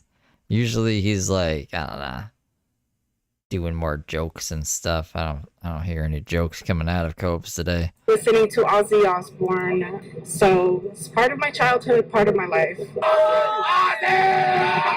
The Black Sabbath frontman got his star on the Hollywood Walk of Fame in 2002. I'm just so overwhelmed with you guys turning out so early in the morning to see my old buds. We spoke to one man who was there that day. The whole street was all blocked off. And it was a big crowd, and I met Ozzy Osbourne, and I loved him too much. Despite multiple surgeries and being diagnosed with Parkinson's in 2019, he never stopped showing up for fans. Ozzy! Ozzy! From record signings at Amoeba Music to his final performance with his Black Sabbath bandmates just 17 days ago in Birmingham. Birmingham forever.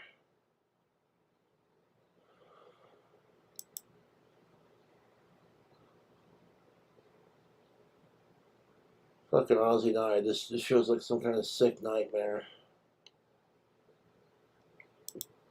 It doesn't feel like it's real. Like it's some horrible fucking dream. It's a nightmare. You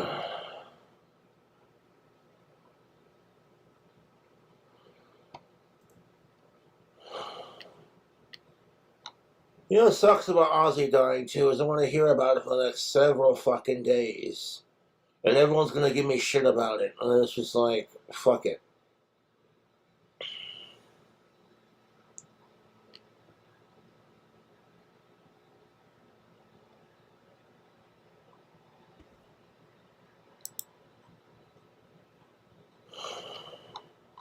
He's about to end the stream. And then we can go. It's fucking miserable. It hurts.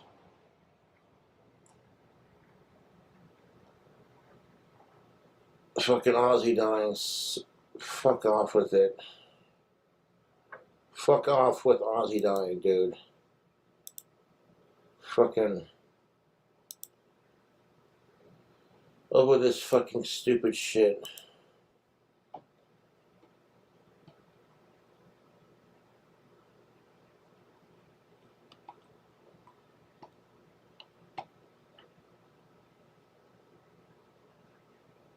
Ozzy raised $190 million for charity? That's really good. Ozzy dying is the fucking absolute worst. I feel absolutely just fucking bloody devastated. I know people are gonna clip me going, crying over Ozzy and fucking, they're gonna use it to fuck with me. Well, I don't care at this point.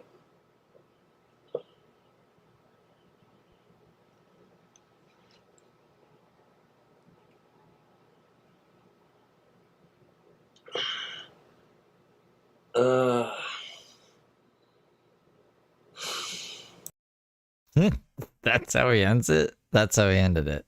Crazy. So is this going to be a new arc for Cobes? You know, they're going to do like holograms of Ozzy and he'll be against it. It'll be like, this is against what Ozzy would want. They'll release like his diaries like they did Kurt Cobain's. It'll be like, this is abomination. He gotta go protest and shit. Is that what's gonna happen? Is that what's on the horizon for this new era of Cobes? Will they just forget about Ozzy completely? Probably not. I don't know. I see him getting angry in the future about, I guess, Ozzy's likeness being misused. That's what I'm picturing. But yeah, that's it, guys. That's it. Sorry I wasn't around today and yesterday. If Brooke doesn't come back tomorrow, we'll figure out something to do during the day and like the vertical landscape or whatever. This wasn't too bad for a horizontal stream. But yeah, I'll see you guys tomorrow. Take care. Be safe out there. Don't let any crazy hobos get you. And toodles for now. Voila.